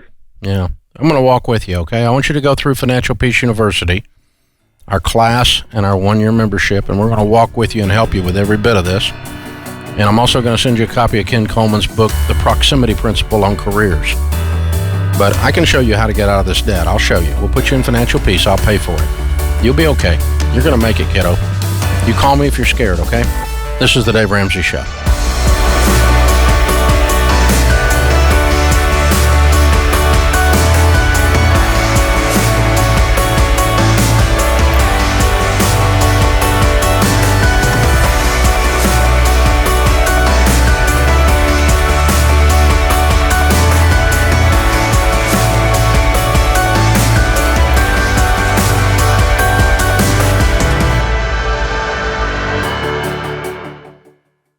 All right, some more spending that you can do is actually when an emergency happens. So spending out of your emergency fund could be a reality for all of you. Now, your emergency fund starting out is just $1,000. Quick and easy until you get out of debt and you list out all of your debts, smallest, largest, do the debt snowball, pay off your debt, everything but the house. And then you're going to bump up that starter emergency fund to 3 to 6 months of expenses and have that tucked away. So there is your emergency funds. Now, I don't want your emotions to trick you into thinking that something is an emergency when it's not. So here are 3 questions you can ask yourself to figure out, is this an emergency? Can I spend out of my emergency fund? Number 1, is it unexpected? Christmas? No, ma'am. Christmas is not unexpected. December 25th. Every year, people. You know it's coming. That is not unexpected. Now, your car breaking down on the side of the road, unexpected. I was going to give you car examples. The only one I know is your tire goes flat. Stuff can happen with the engine and oil and stuff. So like if any of that happens and your car doesn't start, unexpected for sure. Number 2, is it necessary? Whitening your teeth? No, not necessarily. Nope. Don't spend out of your emergency fund for teeth whitening. Now, if you chip your tooth or your tooth goes missing, I'm going to say it's necessary. Yeah, you may want to fix that. Be great. Number 3, is it urgent? Buying a hot tub because it's 40% off. Probably not urgent. No. Unless you're on The Bachelor. That would be urgent. But your hot water heater breaks, then yeah, for sure. Let's get that fixed. That's an emergency. So if you're still not sure what a true emergency is, here are a couple of examples. Maybe you've lost your job and you have to pay bills, or you have massive unexpected home damage, like a tree falls on your house, there's a natural disaster or a leaky roof. Those are all emergencies. So it's okay to spend out of your emergency fund. That's what it's for. That's what I love about emergency fund. It takes a crisis and turns it into an inconvenience. Now, to give you some motivation to fund that emergency fund, check out my free goal tracker, and you can color in the progress that you make towards your goal. It's very exciting. So make sure to click the link below for that. People call my show all the time complaining about how awful their timeshares are. And I've been saying this for years. Don't do it. What's going on out there that's allowing this industry to just continue? Dave, it's greed. And honestly, this isn't going to change until the industry decides to recognize that they have a customer service nightmare because of a terrible product. They're not taking care of their customers, which is why we're flooded with calls every day. Timeshare Exit Team is different. I mean, we've now have almost 20,000 people out of timeshare contracts. Actual results. It's a big deal. Yes. If you need out, Timeshare Exit Team is the team, the only team that I trust to help you. Schedule your free consultation by calling 844-999-EXIT or timeshareexitteam.com. Hey folks, a little impromptu segment here with my friend Joe Levitt. He's our director of event production and I guess captain of the Ramsey Cruise. Is that honorary? Sure, it's honorary. I don't think, according to maritime law, I don't think I can officially be a captain of anything, but we'll call it. I thought maritime law meant there were no laws. Is that not how it works? I'm just making stuff up at this point. Okay. Yeah. Well, I'm super excited. We are less than 2 months away. We get to be on the cruise. It's a privilege. It's an honor. And you get to be a part of a lot of the planning, which means you got to help choose a lot of the speakers that are on the cruise. Now, of course, we have our Ramsey personalities. All of them will be there, including Dave, Chris Hogan, the whole gang. But who else will be there that you're excited about? And this is really cool. It was kind of a coup. We kind of reached out to some of Dave's friends, and Jeff Foxworthy agreed to come on the cruise, and we're super pumped about that. I think folks are excited about that. Stephen Curtis Chapman, one of the largest grossing Christian artists of all time, will be on board, just doing concerts just for our folks. And then we thought, well, wouldn't it be cool to do maybe to bring a little bit of Nashville flavor, literally and figuratively, to the cruise. So we have Manit Chauhan, who's a Food Network star. She's all over Food Network. She has 4 restaurants here in Nashville. She's going to come. She's doing a special tasting, chef's menu, 5-course thing. We just tasted it last week, had to approve it. It's a tough job, George. I'm drooling now. Okay. Somebody had to do it, but we were able to approve this menu. It is fantastic. So that's an add-on, kind of a special thing for folks on the cruise. And then we're bringing some sound of Nashville. We're bringing 3 hit songwriters on the cruise as well that are going to do some songwriter nights. It's going to be a fantastic time. Yep. And some magic, I hear, too, which I love that. We got some magicians on board. I'm not one of them, but I did hear I get a special performance. They're giving me a performance. We don't know what that means. I think it's going to involve songs and jokes. What do you think? Well, it's up to you. We're going to give George 30 minutes on a stage there on the cruise, and it's going to be up to you. This might be a one-night only kind of show. We'll never do it again. So if you want to join us, you can. We've got just a few cabins available. You can check them all out at RamseyCruise.com. And apparently, if you use the promo code George when you call up, something great happens. I don't know what it is. We don't either, but it'll be great. I hope so. RamseyCruise.com. Thanks for hanging out, y'all. I'll see you on the cruise. Absolutely. Let's get out of here.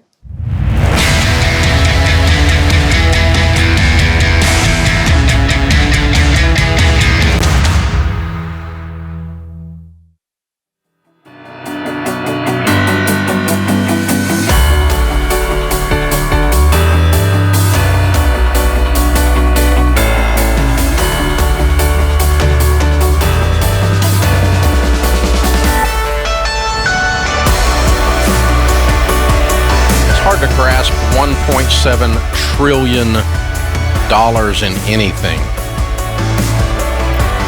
$1.7 trillion in student loan debt out there. $850 billion, almost a trillion, in credit card debt. I know those numbers seem huge and they seem like they apply to you, but you know what? Somebody's in debt. This is nuts. Might be shocking to some of you, but debt is not an income problem. Well, I could be out of debt too if I just made enough money. No, you really cannot out-earn your stupidity. I tried it for a long time. You can't do it. It's not an income problem. It's a behavior problem. The problem with your money is just like the problem with my money. It's the guy in my mirror. You have to have a plan for it. You have to make the money behave. You have to get out of debt. The best plan that we know is just what I was doing with that single mom a minute ago. Put her in Financial Peace University. Now, you can be a single mom with $19,000 in student loan debt. You can be a social worker with $140,000 in student loan debt who gets the news that the government is not going to forgive his debt. And his wife's at home with their baby. You can just have a $54,000 car loan, making $240,000 a year. None of these things are pleasant. Let me help you with pleasant. I'll tell you the interest rate on my credit card, okay? 0! I don't have one! I'll tell you the interest rate on my car loan. 0! I don't have one! You know what the interest rate is on my mortgage? 0! I don't have one! Is that helpful? I got your interest rate beat. You know what else I got? No danger of any of that crap being repoed. No danger that if anybody calls my house from American Express, it's anything but a freaking wrong number. No danger. Financial peace. Two words that don't go together, like airline service. Think about it. Most people have at least some degree of fear because they have some degree of debt. But we've done detailed research. 100% of the foreclosures occur on a home with a mortgage. Let's get your house paid off. If you don't have a house payment, you know how hard it is to become very, very wealthy? It's not very hard at all. You don't have a house payment, you don't have a car payment, you haven't got a student loan that's been around so long you think it's a pet. Sally Mae doesn't have her own bedroom. American distress and discovered bondage. When you don't have any payments, you know what you've got? Money. It's magical, baby. It's magical. We'll show you how to do it.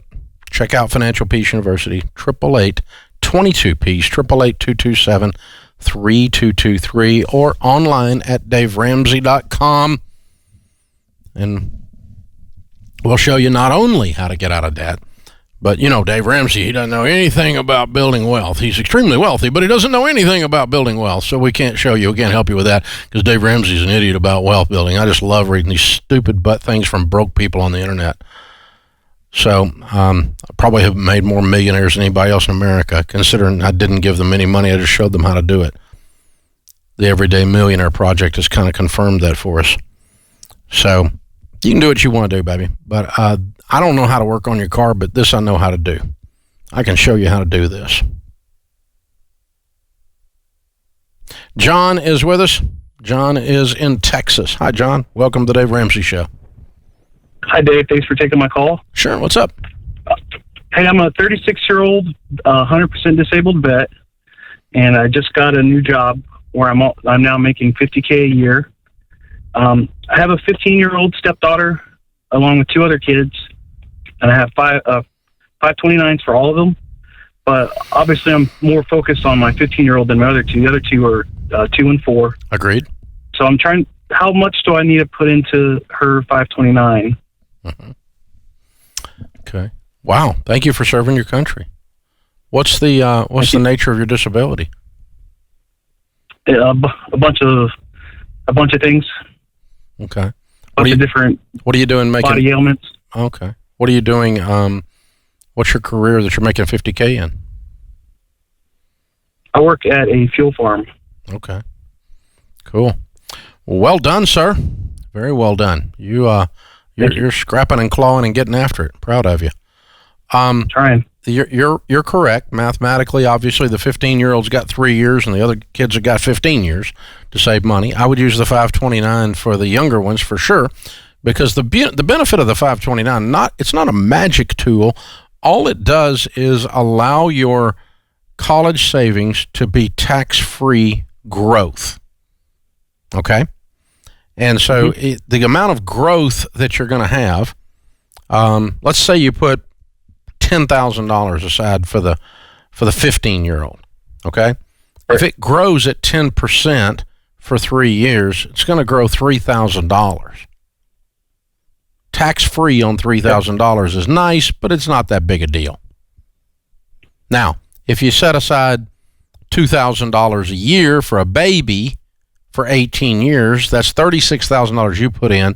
That would have grown, because of all the time it's had to grow, to more like $126,000, which means you've got $90,000 in growth in that account, and that would be tax-free. Now, taxes on $90,000 saved is a big deal. That's the 529's best use, is the babies. It starts early because the vast majority will be growth. But the 529 for the 15-year-old is not that big a deal. You don't have some veterans benefits that pick up some of her tuition? I have a Chapter 32 benefits I can use. I've also been investing in her 529. I've been putting $250 in it for the past 4 years, so I've already gained $2,000 on it. Good. Okay. Well, I mean, again, you're saving taxes on the growth. Right. But the growth is not going to be huge, but it doesn't hurt anything. Where, it's a good thing, but it's magical when you start real young. So yeah, use your veterans benefits and use the 529 as best you can, and then sit down with a SmartVestor Pro, and they can help you calculate how much you need to be putting into those younger ones per month in order to be where you want them to be when they're 18, in terms of what do you want those balances to be, and you can do some estimates on that based on what you think, or based on some research on what tuition will cost at that time and what you need to save towards that goal, and you can get there. So, hey, thanks for the call. Open phones at 888-825-5225. Jason's with us in Florida. Hi, Jason. How are you? Hey, Dave. What's going on? Gonna make it, brother. How can I help? Okay. My question or dilemma is this. We have a second property. It's a wife. Wait a minute. You just cut. Wait a minute. Stop. You cut out. All I heard was we have a second. A second what? Property? We have a second property, right? Okay. And we went out, and it's been about 2 years now we've been doing this. Now, we have three girls, and she's about to be 16. Uh-huh. Now, college is coming up, and the wife has issues where she might want to get rid of the property. One, because she's scared of being a landlord, and then two, to have cash on hand for when the girls need to go to school.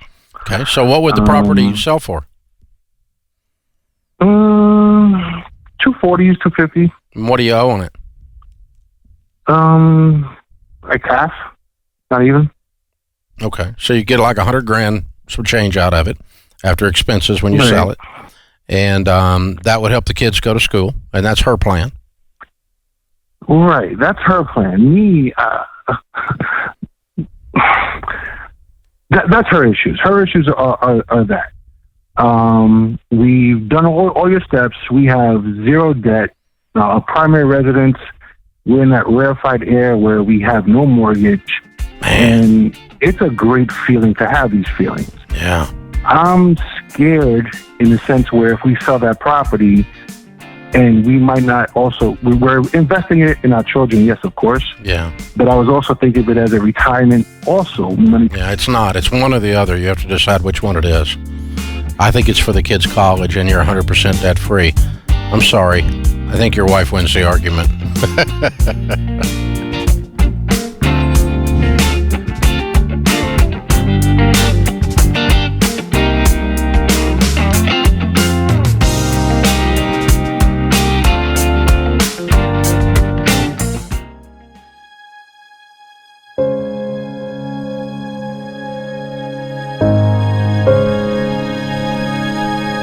I'm John, and this is Kimberly.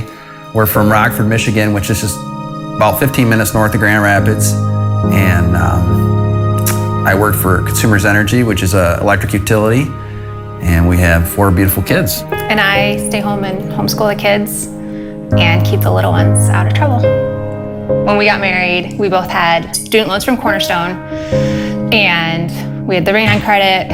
He still had a truck payment. Student loans were okay, we thought, but we shouldn't have any other debt. So we decided to buy a house, because why not? You know, when you're broke and everyone tells you don't throw money at rent. So we did, with 0 down. That's how we started out marriage, with like 40 grand in student loan and consumer debt and a mortgage that we had no idea. She got pregnant about 9 months into our marriage. That's a surprise, yeah. So that it wasn't 100% planned. So that was the beginning of the wake-up call for me. We got the Total Money Makeover book. I think we got the book from the library, because you're cheap at that time. And we read it, we were hooked. So having financial peace and learning that, and reading the book and just learning Dave's tips and the right way of handling money. We talked it over and says, hey, if we really buckle down, there's a small chance we could pay these debts off this year.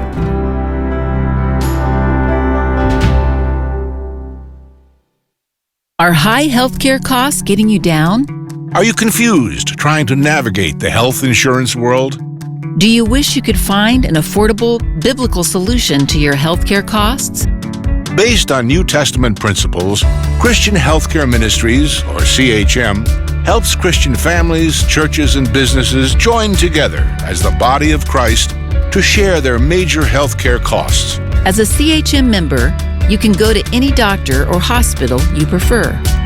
You aren't bound by an approved healthcare provider list, and all treatment decisions are made between you and your doctor. No treatment approvals are ever part of the CHM experience. For tens of thousands of Christians, CHM is a trusted, affordable, and biblical healthcare solution. And it can be the solution for you as well. Visit us online or call today to learn more about how we can serve your family, church, or business. Christian Healthcare Ministries, 1-800-791-6225. chministries.org. Hey folks, it's officially February, so I can finally ask, have you done your February budget? That is a big deal. A lot of stuff could be coming up. Maybe you might owe some on your taxes. You got to have some stuff saved for that. Maybe you have Valentine's Day plans. I don't know what it is, but I do know that you've got to plan for it. You've got to tell your money where to go. We just had our budget meeting, me and my wife, this weekend. It was a rollicking good time. Go to everydollar.com. You can set up your first budget in under 10 minutes. It's that easy.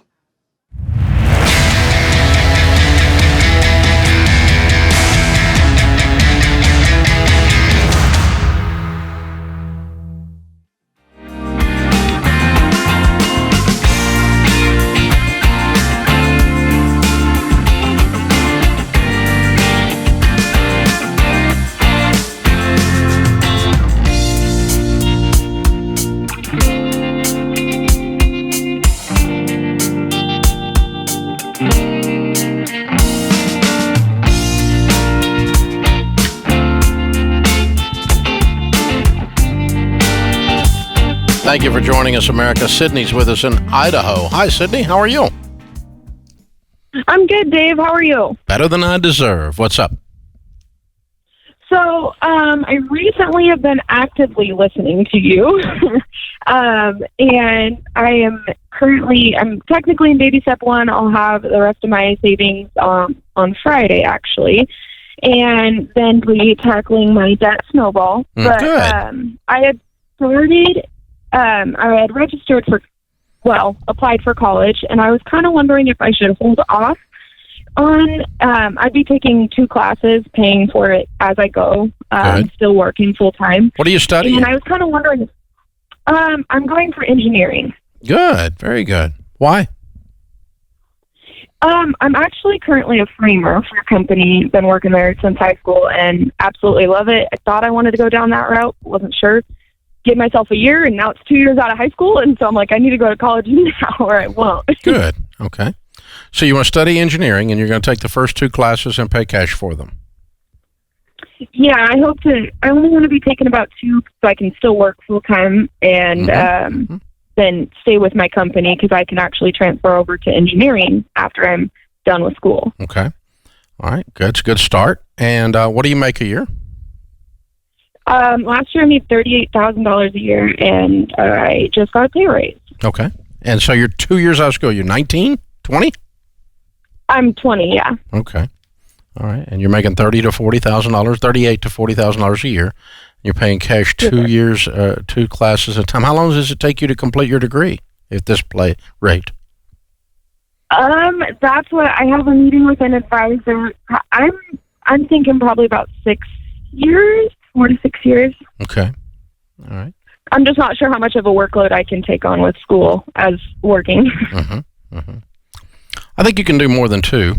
As long as it doesn't interfere with the day job, so to speak, because the day job is the cash cow that's paying for everything, so we don't want to kill that, right? The goose that's laying the egg, golden eggs.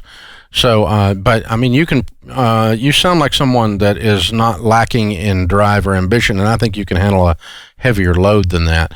I worked, when I was your age, I worked 40 to 60 hours a week and went through in 4 years and carried a full load. But engineering's tougher than the stuff I studied and so forth. So you don't have to go all the way up that high, but I would like for you to do a little bit more, at least one more class if you can. Again, it has to do if you can get the classes too in off hours, right? Yes. Yeah, because you can't just stop in the middle of the day and go over to the school, right?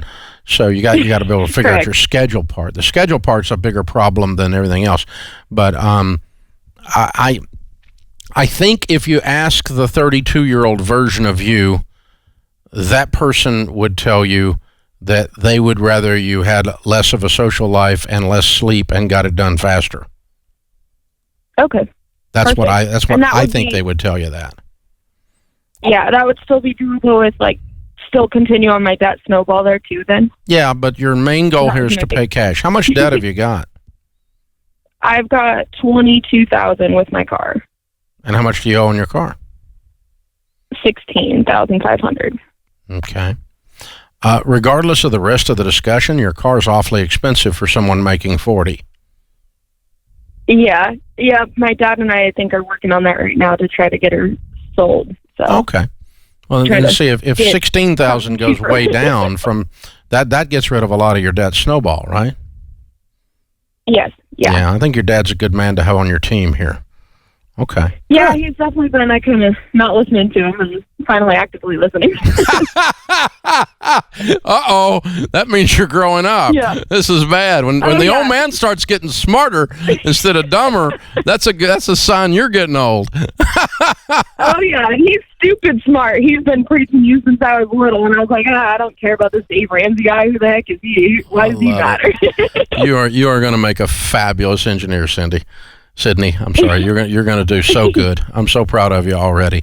Yeah, I think the main goal here is invest in Sydney, get the education, pay cash for it, even if that slows down your debt snowball a little bit.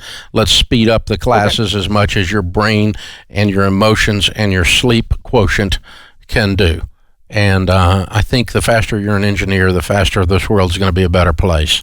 So you keep it up. Very, very proud of you. Very neat. Open phones at 888-825-5225. Jesse's with us in Tennessee. Hi, Jesse. How are you? Doing good, sir. How are you? Better than I deserve. How can I help? All righty. I want to see what you thought about my situation real quick. So I make $60,000 a year. Counting my car lease, I have around $88,000 in debt. And we've been, my wife and I are going through FPU right now. We are selling things. I'm about to get a second job. We are going through all the steps. Cool. Basically, whatever you say, we are doing right now. Wow. So my question is, with my lease, I have 2 years left on the 3-year lease, and we only pay around $330 a month. And I've already called the dealership. The buyout is way more than I can afford. The buyout's around $22,000. But they did say that they would work with me. Basically, they would take the car back if I, just because I even mentioned just buying a cheap car, $5,000, $8,000 just to get us by. So my question is, obviously with my... Under what circumstances would they take the car back? They just said they would take the lease back if I bought, a cheaper car. From them? Yes, from them. Okay. Yeah, that's probably not going to work. Do you know what the car, you said $22,000 is the buyout. Do you know what the car's worth today? I looked on Kelley Blue Book, and it's around 19 to 20. Okay. So basically, 330 times 2 years is about $7,000. Does that sound right? Yeah. Maybe $8. About $8, really. Yeah. Okay. So you're going to be out of pocket $8,000 if you do that. If you just sell the car, you have to write a check for $2,000 to get it covered, right? Yes. 22 buyout plus 20. And then you got to get you a car. Yes. So it'd probably save you $6-7 grand to go ahead and just sell it. But I don't know that you need to turn it back into them. I mean, you can look at a deal with them, but be real careful because they're going to hide that P under one of those shells. Yeah. Dealers don't lose money. They're not in the business for that. They're not evil. They're just in the business to make money. And so, if you're going to trade something to them, you need to be real sure that what you're getting on the other side of it is super, super, super cheap, and that you pay for it or almost pay for it or get it paid for real quick after that. But if you can reduce your debt from $22,000 down to say $5,000, that would start to be interesting, wouldn't it? Oh, and save losing $8,000 in the process. Yeah, so I'll go talk to them, but otherwise I'm going to just sell it for $20,000, cover the $2,000 with a loan, and borrow $3,000 or $4,000, get me a little car to drive around until I get the rest of this debt paid off. So you would take a loan to cover the difference or whatever? Definitely. Oh. Yeah. You're already $22,000 in debt. We just reduced it to $2,000. All right. Well, I've been going so far as to no more debt. I didn't even think about. Well, it is no more debt. But what we're doing is we're switching the debt around and having a net change of $20 grand. Yeah. No. That totally makes sense. Yeah. Would I go borrow more? No. And if you're going to go through all this, for God's sakes, don't go buy a $15,000 car. You've made no traction, right? So if you're going to go through this pain, then go all the way down to nothing for a short period of time and drive like no one else, so later you can drive like no one else. But your thinking's right. You're heading in the right direction. Very, very well done, sir. Appreciate you listening. That puts this hour of the Dave Ramsey Show in the books. Our thanks to Zach Bennett filling in for James Childs and Kelly Daniel, our associate producer and phone screener. I am Dave Ramsey, your host, and we will be back.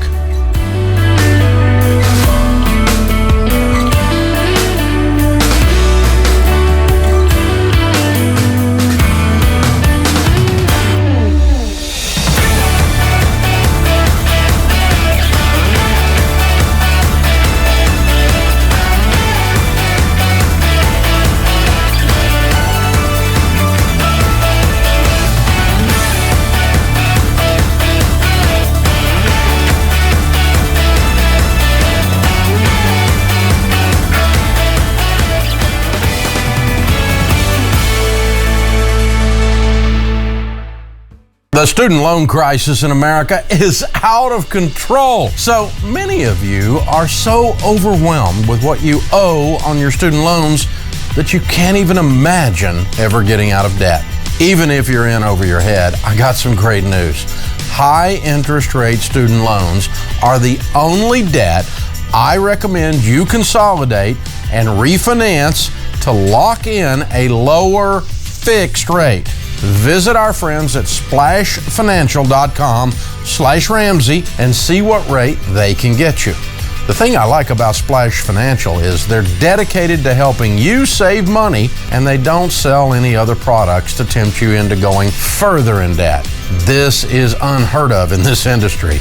Take the first step and help yourself get out of debt. Go to splashfinancial.com/Ramsey to easily check your rate in minutes and see if you can save some money. That's splashfinancial.com/Ramsey.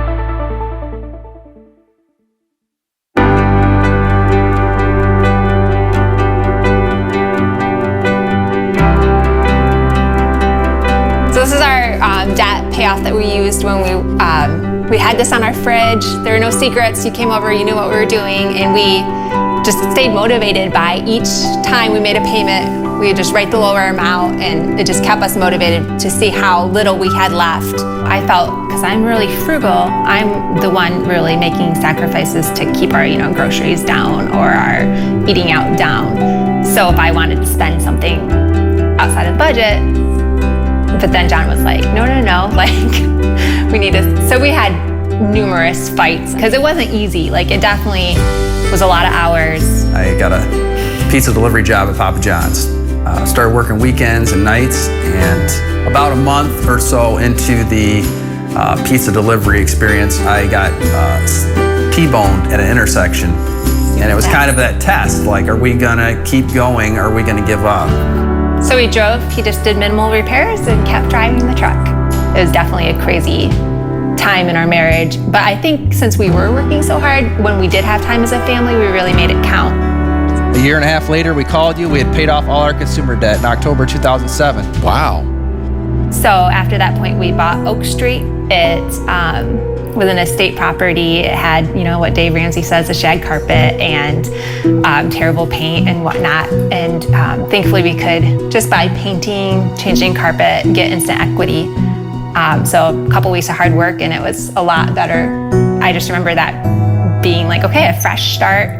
Another turning point in our life where we can say we're going to do different from now on. So we started buckling down, trying to pay that off. We had an $85,000 mortgage. We wanted to go very conservative because less than 2 years later, July 2013, we were able to pay off our house. It was a big win for us to experience the trials of trying to accomplish this goal, but yet sticking it out together and being patient with each other and loving each other through the process, because it's not a sprint, it's a marathon. That is very fun. You make $75,000, $80,000 a year, don't have a payment in the world, and you're 33 years old. I'd say this has worked out for you.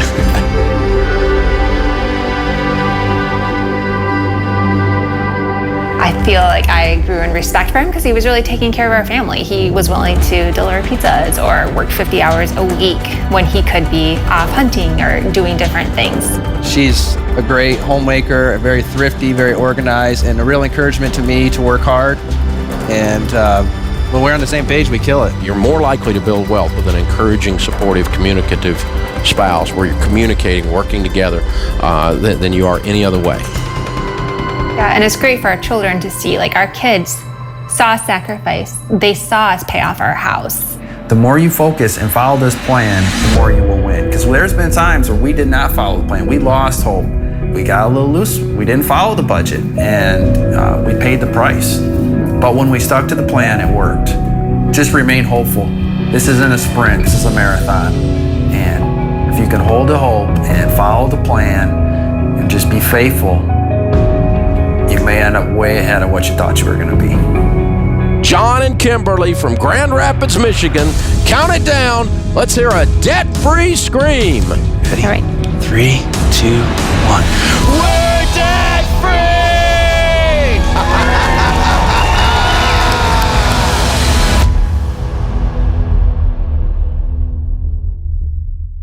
People call my show all the time complaining about how awful their timeshares are. And yet you guys have been really having good success getting people out of their timeshares. We have. We kind of helped create this industry. Now there's a lot of exit companies out there. They come and they go. Timeshare exit team is different. I mean, we've now have, almost 20,000 people out of timeshare contracts. Actual results. Actual results. It's a big deal. Our guarantee is that if we can't get you out of your timeshare, we give you your money back. Hey, if you need out, Timeshare Exit Team is the team, the only team that I trust to help you. Schedule your free consultation by calling 844-999-EXIT or timeshareexitteam.com. Hey guys, welcome to Hour 3. It is time for our YouTube question of the day. Those of you watching on YouTube, you know exactly how this works. I'm going to ask you a question. You respond in the YouTube chat, and I'll read my favorite responses in the next segment. So here's the question of the day. what budget cuts are you making for February? Maybe you're making room for a Valentine's Day plans. Maybe you're trying to get out of debt and you said it's time to make some sacrifices. I'll tell you one thing we cut. We cut a clothing subscription that was costing about $90 a month. We said no to that. We've got bigger plans, folks. So let me know in the YouTube chat, what are your budget cuts for February to hit your goals? I'll let you know my favorites in the next segment. The total debt is around $640,000. I'm wanting to come clean about a credit card that he doesn't know about. I am going to probably pay student loans for the rest of my life. I just don't even know where to begin. And I don't know what to do, and I'm scared. Welcome to the Dave Ramsey Show. You are not a victim. You are the hero in your story. You can be intentional about your character. You can have a fabulous marriage. You can have money and a career. I got on board and I'm going to do this. Everything just started making sense. Let's hear a debt-free scream. We're debt-free! Live from the headquarters of Ramsey Solutions, broadcasting from the Dollar Car Rental Studios, it's the Dave Ramsey Show, where debt is dumb, cash is king, and the paid-off home mortgage has taken the place of the BMW as the status symbol of choice. I'm Dave Ramsey, your host. Thank you for joining us. Open phones at 888-825-5225. That's 888-825-5225. Kim is starting off this hour in Florida. Hi, Kim. How are you? Doing great. How are you, Dave? Better than I deserve. What's up in your world? Well, let's see. I learned about 9 months ago that my husband had acquired some debt I did not know about. I've always lived completely debt-free prior to us getting married, which I didn't get married till I was 36, and owned a house at the time and paid cash for my car, brand new. Didn't know about you at that moment. But, so married, and then, 14 years into the marriage, I'm not sure what happened. He is a big follower of you, and we've attended 2 of your live events. I introduced him to you when we first started dating, and he's even taught FPU before at our church in our last, place where we were living. So I learned out of the blue that he had charged on a credit card about $50,000. And there were a couple of other credit cards as well that he eventually admitted to. And he had also taken withdrawals from his IRA in the amount of about $80,000. So needless to say, this is quite devastating to our marriage and to me. So this is so inconsistent with everything else that you know about him. It tells us that there must be some extreme thing going on. Yes. Like he's leading a double life for some reason, which indicates an affair or an addiction or something like that. What's going on?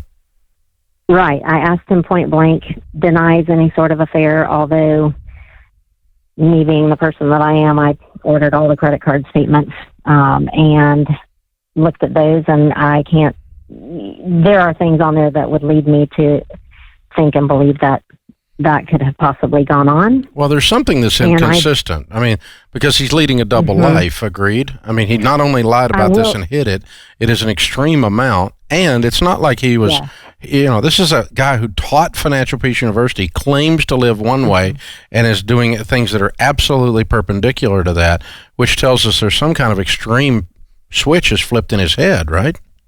I would think. Now, I will tell you that we had made a big move, and he had gone through several job changes and had gone from making to close to $200,000 a year to less than half of that. And in the midst of all of that, bought a house, and I kept saying, let's find out exactly what we want to pay for a mortgage, and let's look at all our investments, and that was kind of ignored, and we bought the home, and his jobs continued to change and not get better. And so, and in the meanwhile, we were renovating some on this house. So he has led me to believe that this was all due to that, and things were just behind, and they got out of control, and he couldn't share. Why were you not involved enough in the budget to know where all the current money that he was making was going? therefore knowing it wasn't enough. Right. Because he took over all of the finances. Which is also inconsistent with everything else you told me about what he's been taught. Right. So are y'all seeing a marriage counselor? Well, we started before I knew about all of this. And of course, because that was not based on all of the absolute truth, we had stopped seeing that gentleman saying, well, he's not really helping. And then I went back to my own counselor, and I have been seeing that person, and he has read a book and told me he thinks he's codependent, and I am not certain where he is. Your husband thinks he's codependent? Right. I'm not certain where he No, he's not codependent. He's a liar. That's different than codependence. He's a deceiver. I don't know what the root of his deception is, but that's not codependence. I mean, he's lied, and not just a little. I mean, extreme amounts of lies and hiding, and has worked very, very hard to hide this from you. And what's most disturbing is not just that, is that that it is so perpendicular to everything he claimed to be. And so and I don't know, in my experience, and if you were my friends and you two sat down at the table with a cup of coffee with Sharon and me, I would not be very gentle with him. I would have been ripping him to shreds, not because he didn't follow my stuff, but because I'm going to try to find out what's really going on down in here, because some kind of a switch flip that is not good. There is an addiction or there's an affair. I'll give you a 90% probability of one or the other. Oh yes. Oh yeah. There's a gambling addiction. There's a honey on the side. There's a pornography thing going on with prostitution. There is some, and I'm not trying to be melodramatic. It's just too extreme. No. It's too extreme. The dichotomy of it's so opposite and so perpendicular to everything we know about this man until we learn this, and then he doesn't come clean. Right. He tries to rationalize it away and sweep it under the rug, which that tells me more addiction than affair. But I don't know. I'm not a mental health counselor. I've just worked with them in situations like this for 30 years, and so I can just smell these rats. So I'm so sorry. What a horrible thing for you all to go through. And horrible that he went through this job loss and it led to whatever this other thing is, because their self-esteem hit on all that is probably precipitated some of it. But he's very much an alpha male, and yeah, for sure. The self-esteem. And, I want to help him, whether we're together or not. I want him to be healed and whatever it is, because... Well, this is, for you, a normal mentally stable person in your shoes would have all the same emotions of the 140,000 of hidden debt. We call it financial infidelity in our world, because you process the same trust emotions being broken as if he had come in and said he had an affair with the secretary. It touches the same buttons for you if you're a normal human being. And so what that means is that you need to get really good counseling, and not financial counseling, but a good counselor in your corner. And if he wants to engage in some healing with a quality marriage counselor that'll call out all the BS that I'm seeing and you're seeing in his life and help him start to clean it out, you guys have a chance of turning this around. Gosh, I'm so sorry. I'm sorry. This is the Dave Ramsey Show.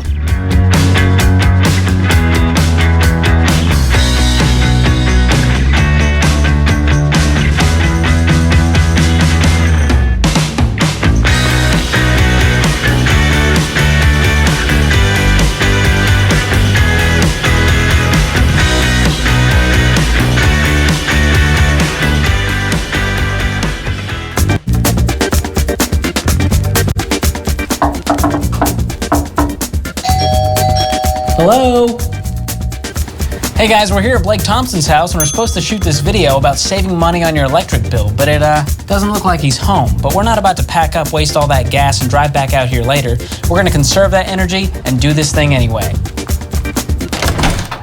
Guess you don't need to lock your doors around here. And you know what they say, when the cat's away, the mice will play. Let's do this. Turning your thermostat down 10 or 15 degrees for 8 hours a day would shave 15% off your bill. Smart thermostats make it easy to set it and forget it. Your water heater is probably set way higher than it needs to be. Turn that bad boy down to 120 degrees and watch that bill drop.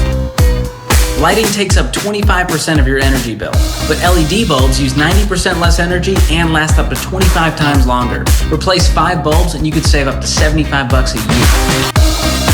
Up to 90% of your washing machine's energy goes to heating the water. Skip the hot cycle and wash everything on cold with a cold water detergent.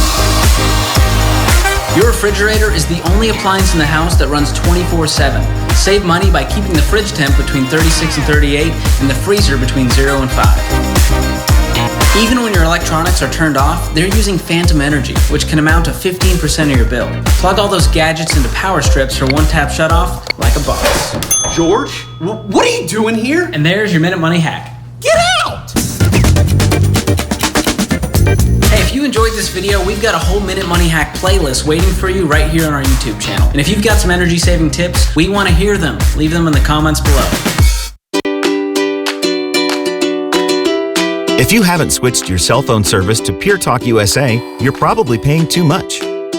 Pure Talk has the same great coverage that you're used to for less money and no contracts. Most people save an average of $50 per month. Got questions? Pure Talk customer service is right here in the USA. Did I mention the first month risk-free guarantee? If you switch now, you can get a free copy of Dave Ramsey's book, The Total Money Makeover, and a copy of Chris Hogan's book, Everyday Millionaires. Plus, 25 lucky winners will receive signed copies of both books. Just call pound 250 and say the keywords Dave Ramsey. That's pound 250, keywords Dave Ramsey. Or visit puretalkusa.com and enter promo code DAVE. That's puretalkusa.com and enter promo code DAVE. All right, I asked you about your February budget cuts, and you guys delivered. James said, I'm cutting out February 30 and 31st this year. James, that is the best answer of the day. I love that. A. Hartzell said, Disney Plus, sad face. Hey, it'll be back. It'll still be there. Jack is cutting out restaurants for this month. Eli said, I'm only charging my card one time a week, so bills will be paid, but no outside spending other than those 4 charges. That's impressive. Ruli said, no spend February, doing no I want spending. Yeah, I like that. Madison, we're shopping our pantry this week so that we can complete baby step 3 on Friday. Way to go, Madison. Ashley is cutting out a birthday trip to the Wendy show. That's sad, but worth it. Chris said he cut cable completely, just paying for the Wi-Fi now. Jossie said, minimize my driving to conserve on gas, not converse. But it was a good try, Jossie. John said he's using cash for groceries this month to ensure they stick to the budget. I love these sacrifices. Hopefully you all are getting some ideas from each other. Keep at it.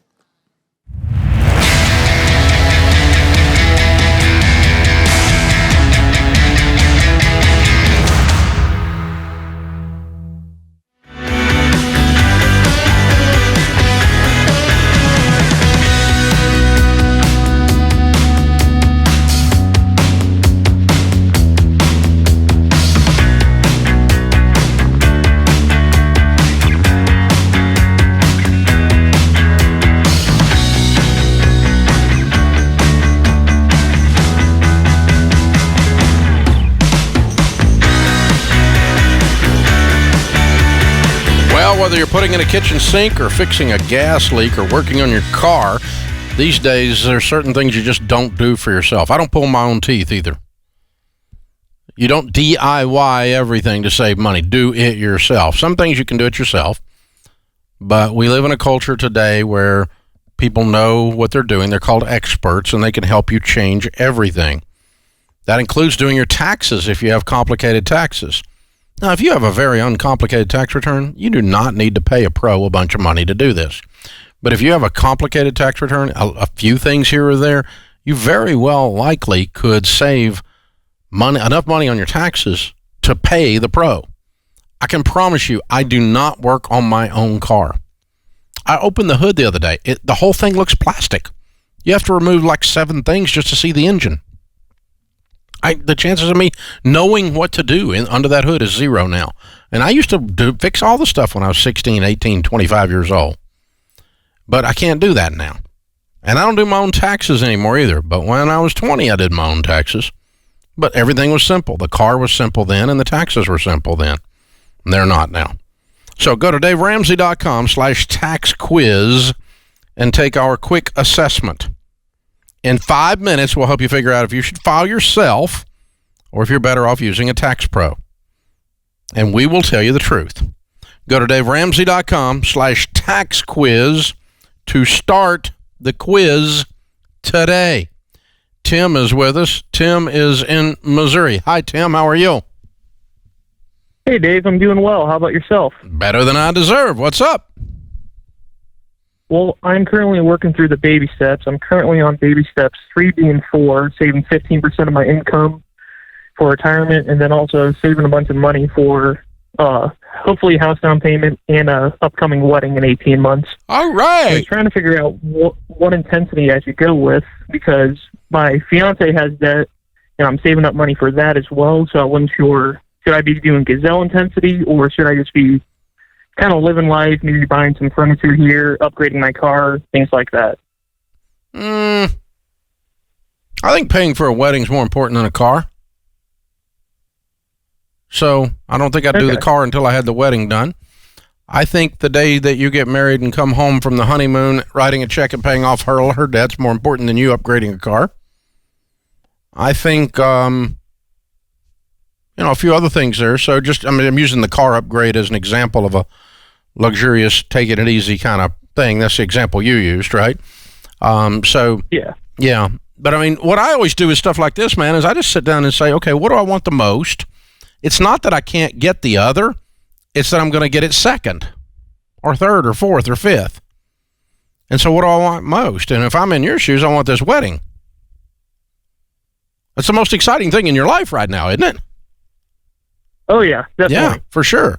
Sorry, I'm just more taken back. First time calling and listening for a few years. That's okay. So when I was your age, that's all I could think about. If I was getting married, that's the whole thing. And it's a financial goal too, because paying for the wedding is a big deal. And so, how much do you need for the wedding? Thinking about $15,000. Okay. Have you all set a budget yet? Still in the early stages of planning, but we're thinking it will probably be around 15 or 20. Okay. Well, then you need to say, I got 18 months to save that. And so if it's 18 months for $18,000, that's $1,000 a month, right? Yeah. Okay. And so we got to have that budget. Oh, by the way, if you got there in 9 months, you could move on to your next goal. You don't have to wait 18 months to get there. Matter of fact, you can't, because you're going to have to pay for most of it before you get there. So, but yeah, you need to lay out your goals, exactly what it is. And then, what I do is say, all right, I'm going to stay gazelle intense till I get that done. And then I'm going to stay gazelle intense until I have enough additional savings to pay off her debt when we get home from the honeymoon. And, and only then would I start talking about buying furniture or upgrading. Because in a sense, buying furniture or upgrading is causing her debt to hang around longer after you're married. Does that make sense? Yeah. Does. Yeah, so I'm just prioritizing. I'm just listing, what do I want first, what do I want second, what do I want third, and we'll get there to all the houses down the list. It's on down the list. Before I save for a house in your situation, I might move up in car, or I might do some luxury things or whatever. Those are possible plays as well. So, but you can just kind of list it out and say, this is what we want to do, this is what we want to do first, this is what we want to do second.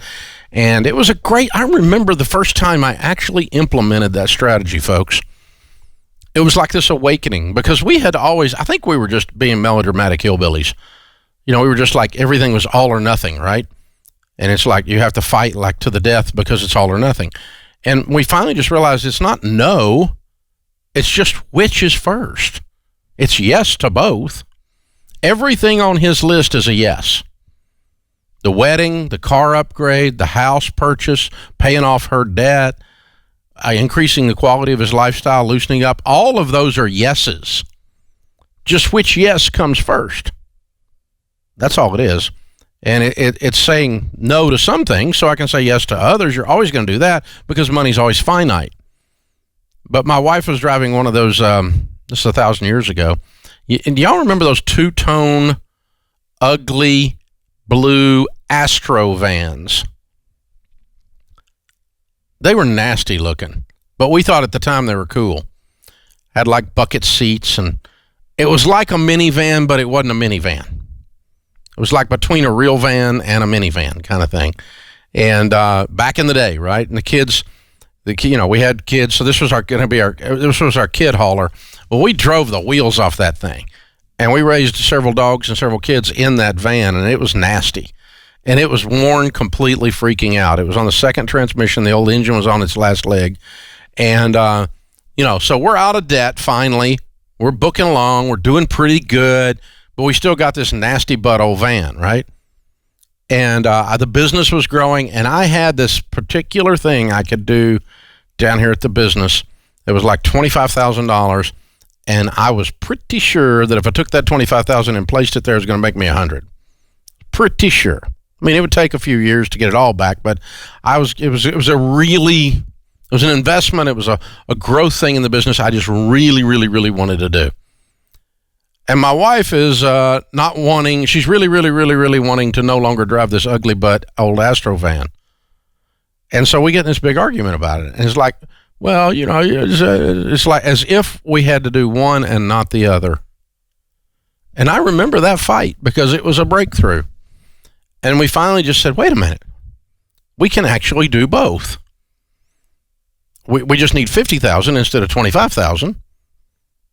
And if we're going to buy a $25,000 car or do a $25,000 investment at the office, we need $50,000 if we're going to do both, right? And so we've got to have, so where are we going to get? So it's not a matter of never doing one or the other. It's just which one goes first. Well, as you might imagine, the purchase of the $25,000 Suburban, which was a 5-year overdue upgrade to this car, considering all the hell my wife had been through with me in this process, and it was a small percentage of our income and everything else. But as you might imagine, the first 25 went to her getting the white Suburban. Oh, that thing was a land yacht too. It was so long. But they still are. They still make the same body, same wheelbase on that thing. It's a big old freaking car.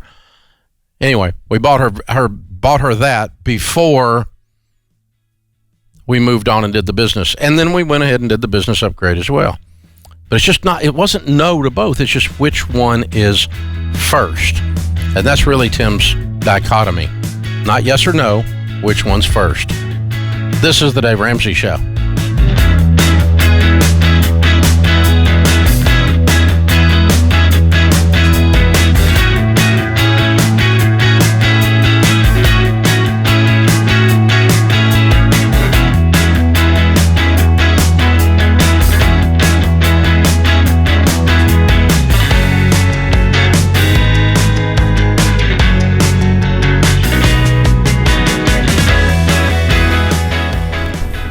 People ask me all the time how to save on their car insurance because we all have this vague sense that car insurance is ripping us off. Well, in most cases it's not. There's a few things you can do to cut costs on it, and I'll give you a couple of tips here. Number one thing you want to do is don't lower your liability. Liability insurance is the best buy out of all the brackets within the things you buy inside car insurance. It's the least expensive for the coverage you get, and if something really bad happens, this is what you need insurance for, is to take care of, the other party if you do damage to them or to their vehicle or something like that. So liability insurance is a good buy. Don't cut on that. And you need collision insurance to replace your car if you're in baby step 2, because you don't have the money to go out and buy a car. So you keep your insurance coverages in place. Now, one thing you can do is you can raise your deductible. And the way you want to look at that is how much does it save you versus the amount of risk you're taking. So if you're going from a $250 deductible to a $1,000 deductible, you're increasing your risk by $750. Now, if that saves you $75 a year, it would take you 10 years without having a wreck to break even. No. We're not doing that one. But if it saves you $300 a year, it takes you about 2.5 years to get your money back. That one I'm doing. A third thing you can do to save money on your car insurance is always buy all insurance with a broker. An insurance broker that shops several different companies to get you the best possible buy anywhere. A captive agent like a State Farm or a Nationwide, they only can sell one brand. So they're always going to tell you they got the best deal, whether they do or not. Sometimes they do, most of the time they don't. So go to DaveRamsey.com, click on ELP for insurance. Those are insurance brokers that can shop among a bunch of different people, get you the best buy. Most people save hundreds of dollars a year when they do that. The last thing on saving on car insurance, especially when you're baby step 2, is don't buy a cool beater. Nobody's excited. This is your grandma's car kind of thing. And this is a get-by car. We're going to drive like no one else, so later we can drive like no one else. So raise your deductible, shop around by using a broker. Beware what type of car you buy if you're moving down in car into the beater land in order to get out of debt and that kind of stuff. That'll save you big time on insurance. And always just go to DaveRamsey.com, click on ELP for insurance. They'll shop, they'll get you the best deal. Hi, everyone. I'm Chris Hogan. Did you know 78% of Americans live paycheck to paycheck? I want you to think about that. Think of 10 of your friends. That means 8 out of 10 of your friends barely have enough money to get by. That means if one paycheck doesn't show up, they're in a situation. Here's the other problem. They think that more income will fix everything. Maybe that's you. Maybe you're living paycheck to paycheck and you're sure that when the raise comes, you'll finally get your money in order. Well, I'm going to tell you right now, your income isn't the problem. You and me, we're the problem. The way that we handle our money, that's the problem. We're hooked on debt, but debt's not your friend. It's a thief. It steals from your future. But here's the good news. You don't have to live that way. You can change the game. You can start winning with money. You just need the right plan. And we have that plan. It's called Financial Peace University. And it'll teach you how to save money, pay off debt, and spend wisely so you can start investing so you can build wealth like crazy. Over 5 million people have been through this program and are finally living without money stress. And you can too. If you follow this plan, if you focus and you're intentional, it works every single time. You can get your money in order. You can build wealth. And with Financial Peace University, you can start today.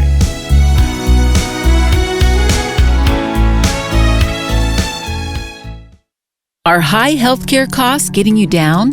Are you confused trying to navigate the health insurance world? Do you wish you could find an affordable, biblical solution to your healthcare costs? Based on New Testament principles, Christian Healthcare Ministries, or CHM, helps Christian families, churches, and businesses join together as the body of Christ to share their major healthcare costs. As a CHM member, you can go to any doctor or hospital you prefer. You aren't bound by an approved healthcare provider list, and all treatment decisions are made between you and your doctor. No treatment approvals are ever part of the CHM experience. For tens of thousands of Christians, CHM is a trusted, affordable, and biblical healthcare solution. And it can be the solution for you as well. Visit us online or call today to learn more about how we can serve your family, church, or business. Christian Healthcare Ministries, 1-800-791-6225. chministries.org. Hey guys, if you're watching on YouTube, I'm glad you stumbled here. It's one of the best ways to find out about the show. People start searching, how do I get out of debt, how to pay off debt sooner, how to build wealth, and you stumble upon a Dave video, and now here you are watching us on the live stream. What I love is that people find us, they actually do this stuff, and they get out of debt, and that's exactly what Jaya did. She's here from Salem, Oregon, to celebrate with us and share her debt-free story. It's coming up on the show. There she is. Isn't she great?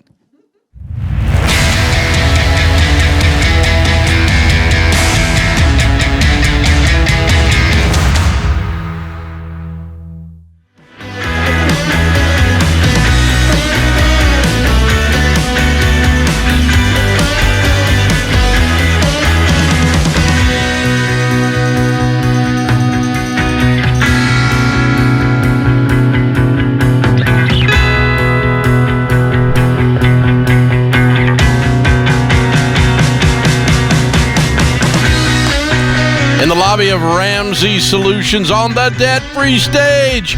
Jaya is with us. Hi, Jaya. How are you? I can't hear her. Try one more time. Try again, Jaya. Nope, still can't hear her. You got it now? Can you hear me? Now I can hear you. It's magical when we push the right buttons back here. Okay, how are you? I'm doing great, and yourself? Better than I deserve. Where do you live? I live in Salem, Oregon, but I'm from Fort Lauderdale, Florida. Cool. And all the way to Nashville from Oregon to do a debt-free scream. Yes. Good for you. How much have you paid off? I paid off $84,400. Good for you. And how long did this take you? 18 months. Wow. And your range of income during that time? $106,000 to $136,000. Look at you. What do you do for a living? I am a nurse practitioner specializing in nurse midwifery. Of course. Specializing in nurse what? Midwifery. Oh, I didn't get the whiffery part there. Okay. Took me a second. I'm a little slow on the uptick. All right. $84,000 in debt, maybe to be a nurse practitioner, maybe student loan?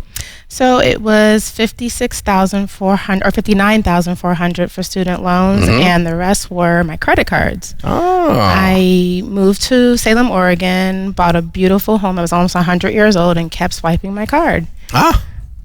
I need this. I need that. No, I need this. yes, absolutely. Yeah. Absolutely. That's what happens. I see some things I need after I buy the house. Buying a house is expensive, but then filling it up is worse.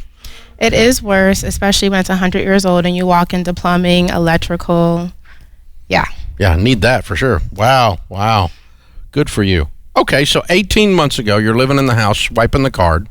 Just happy. Just broke as broke. And what happened? What woke you up? Well, it was normal, but then I finally became really frustrated. I was putting money into retirement. I bought the new home, and I felt like I am just working to pay off debt, and it's not going anywhere. It's been 15 years, and I'm still looking at $84,000, and I'm like, why is this not going away? Yeah. And something, I don't know, I was looking on YouTube and you came across and I was like, who's this guy with this country accent? What is this? Who is this crazy hillbilly? And then I just started listening to you every day on YouTube, made people at work be real irritated about hearing you, but that's what worked for me. Yeah. Well, very cool. So, and that made you stop and go, okay, maybe I need to adjust some stuff because what I've been doing hasn't been working. Absolutely. So I started doing Airbnb in my home. Oh. Yeah, I live in the attic. So I have 2 rooms on the first level, and I just thought something has to give. I started working extra shifts, and I started when that first student loan was paid off, I was like, oh my gosh, it works. Wow. And I just kept going. I can do this and get those credit cards paid off and get them chopped up. Absolutely. Yeah. Way to go. So how's it feel? You're free. It feels amazing. And I had a Discover card, and I was like, you're not discovering anything. All I have discovered is I don't like you people. Yes. That's all I have discovered. Yes. And now I can just live life, and I can travel and see family and friends, and the weight is off my chest, and I'm like, I did it. Yeah. It was amazing. Yeah, it's almost like when you graduated from school, right? Yes. Like you pushed to get that goal, and then you finally get there, like, whew. Yep. And I lost 30 pounds. Oh, look at you. Way to go. Yeah. That's awesome. It is. Well, discipline begets discipline, I hear. It does. So, well done. Man, that is amazing. All right, so when your friends that were going, okay, I'm tired of listening to the country guy with the accent on the YouTube, but then they find out you paid off $84,000 in debt, and they say, wait a minute. How did you do that? What do you tell them the key is? The key is knowing why you want to be free. And why did you want to be free? I wanted to be free to travel the world, and I don't want my job to own me. I want my money to work for me not working for my money. Same with the job. Yeah. Very good. So where are you going to travel now that you're out? Well, I'm going to Vietnam in August. Oh, nice. And when I actually became debt-free September 7th of 2019, I went to the DR, and that's actually where I did my first debt-free scream. Ah, okay. On the beach, huh? On the beach. Just yelling up at the stars. I love it. Listen to me, God, I'm debt-free. That's right. I love it. Good for you. So having a good why is a part of getting out of debt. I agree with that. Yeah. What else did you tactically do to get out? I had people keep me accountable. So there was a time when I wasn't listening to you as much, and my MAs would say, well, why isn't Dave on? And I was like, oh, yeah, I'm supposed to be sticking with it, because that would be when I'm like, well, I want to go out for lunch. That's not part of the Dave Ramsey plan. You're right. And so as soon as they were like, you're not listening, I was like, okay, I'll get back to it. So Gotta get back to it, because I'm not going to get out if I don't get to it. Right. I had to listen all the time, and if I couldn't at work because I'm seeing patients, then I would make sure when I went home, I'd listen. I'd be at the gym listening, cooking dinner, listening, in the car. So I drive an hour to Portland So to go. the podcast just wore you out. No, I still love it. I still watch it. All right. But I mean, you had it on all the time. All the time. Yeah. Yeah. Oh my gosh. Wow. That's absolutely amazing. Well, congratulations. Thank you. Who were your biggest cheerleaders? Your MAs? My MAs were my biggest cheerleader, and one of them is here. One of my good friends, Cindy. My mom's love and support. Yeah. Yeah. You? So what did your mom do when you were growing up? What did she do for a living? My mom's a flight attendant. A flight attendant. Okay. And you grew up where? I grew up in Fort Lauderdale, You Florida. said that earlier. Yeah. Okay. All right. And so she's watching her daughter, who got the medical degree, clean up this mess. She's got to be really proud. She is. Got to be really proud. It's like looking at your kids win like that is, you change your family tree. It's good for your mom's soul. Yeah. Good for you. Very well done. Congratulations. Proud of you. Woo-hoo-hoo. Well, we got a copy of Chris Hogan's book for you, Everyday Millionaires, because that's definitely the next chapter in your story. I mean, you're making $136,000 a year, and you don't have any payments. Did you know that? I sure don't have any payments. That's amazing. I'm so proud of you. Very, very well done. Jaya from Salem, Oregon, $84,000 paid off in 18 months, making 106 to 136. Count it down. Let's hear a debt-free scream. 3, 2, 1. I'm debt-free! Yeah! Woohoo! This is how it's done. This is how it's done. Proud of you. Very, very good stuff. It takes an incredible amount of discipline and intellect to get through the medical studies that Jaya did to be able to get to be who she is, and then to turn after that and apply that same kind of discipline and intellect to this situation and say, $84,000 in debt, I'm not getting traction, I've got to change some things. And isn't it interesting how you just also need a voice in your head? We all need accountability, someone that's just going to go, hey, don't be stupid. And then we also need somebody that's encouraging and says, you can do this, you got this, I'm proud of you, I know you can do this. And you know, there's this combination, that 1-2 punch between don't be stupid and you got this. We got to have both. We got to have people that love us enough, and that's me. I'm here because I love you and I want you to win, and I want you to be able to do this stuff. And I'm gonna straight up tell you when you're stupid. You know that. You call here on the air, you'll get that.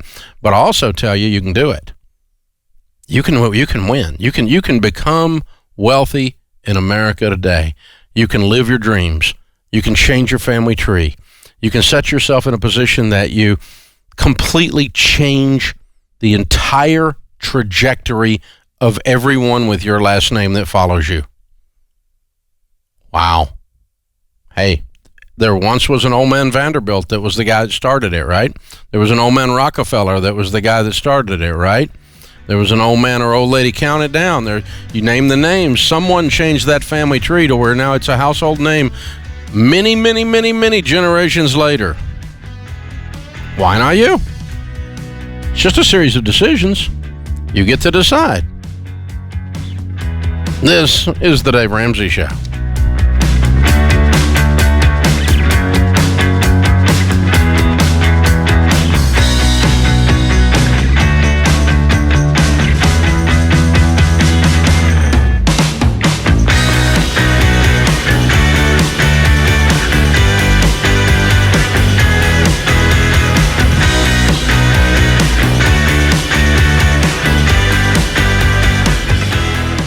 Hey folks, I'm Ken Coleman. Let me ask you a question. Do you dread going into work on Mondays? You're not alone.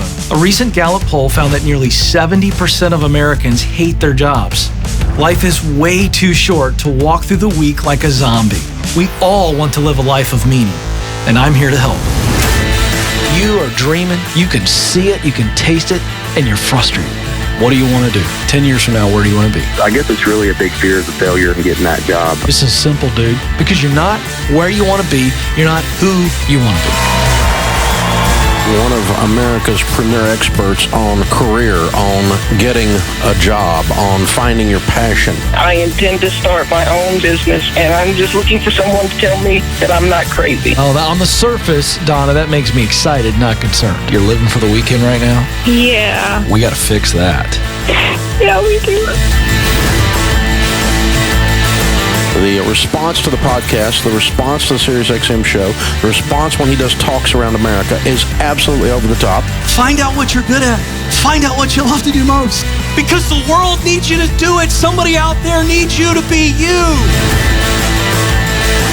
I was not where I needed to be. You became my coach, and your callers became my coach. Getting very, very close to my sweet spot. It is a journey. It's not a sprint. It's a marathon. I went in for the interview, and they offered me the job there on the spot. They figured it out. They figured out what you didn't believe about yourself.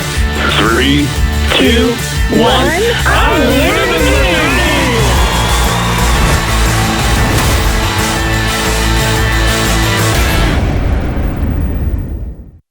The student loan crisis in America is out of control. So many of you are so overwhelmed with what you owe on your student loans that you can't even imagine ever getting out of debt. Even if you're in over your head, I got some great news. High interest rate student loans are the only debt I recommend you consolidate and refinance to lock in a lower fixed rate. Visit our friends at splashfinancial.com/Ramsey and see what rate they can get you. The thing I like about Splash Financial is they're dedicated to helping you save money, and they don't sell any other products to tempt you into going further in debt. This is unheard of in this industry. Take the first step and help yourself get out of debt. Go to splashfinancial.com/Ramsey to easily check your rate in minutes and see if you can save some money. That's splashfinancial.com/Ramsey.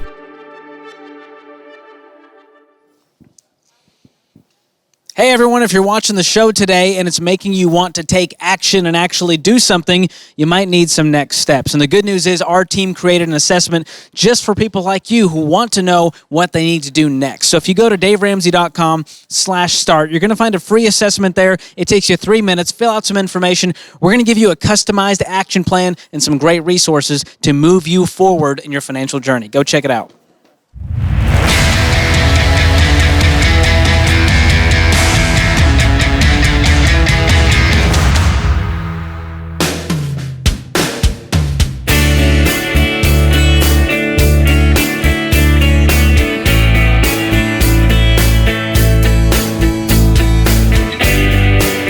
Our scripture of the day, Proverbs 2:7, he stores up sound wisdom for the upright. He is a shield to those who walk in integrity. Florence Nightingale said, I attribute my success to this. I never gave or took any excuse. Paul is with us. Paul is in Texas. Hi, Paul. How are you? Hi, Dave. It's a pleasure to speak with you. I've been a long-time listener, first-time caller. Well, thanks. How can I help? Easy numbers, powers of 3. I've got about $300,000 in a TSP. I have a $100,000 note left on my mortgage. I rent the house out, and I live in a 1-bedroom. I rent out the house as 5-bedroom. And the question is, should I pay off the house on schedule in 10 years and let the renters continue to pay the rent and the property taxes as part of the rent? Or should I pay the house off in 24 to 36 months? My thought was take all of my money and continue to max it out on my TSP. And how old are you? Proud landlord. I'm 50, no children, twice married, now retired from marriage, and I have no debt and $30,000 in the bank. Okay. And then the $300,000 for the TSP. Well, you've done a great job. You can't touch the money that is currently in the TSP until you're 59 and a half without penalty. Right. So we can't touch that money. The only question is how much we put into the TSP versus how much we pay down towards paying off your home early. That's the only question. And what we would tell you to do is the same formula we use for everyone else, and that's baby step 4 is 15% of your income should be going into retirement. Are you putting more than 15% into TSP or less? I'm maxing out everything, and I'm also doing the 50 years or older catch-up TSP. So basically... Are you putting more than 15% of your income into TSP? I don't think you can. Yeah, so it depends on what you make as to how much you can put in there. So, okay, how much are you putting into TSP including catch-up? Probably $25,000. Okay, and what do you make a year? With the rental income... No, okay, that's fine. Not counting rental income, what do you make a year? Probably $120,000. Okay. So you are putting 21% of your income into the TSP. Right.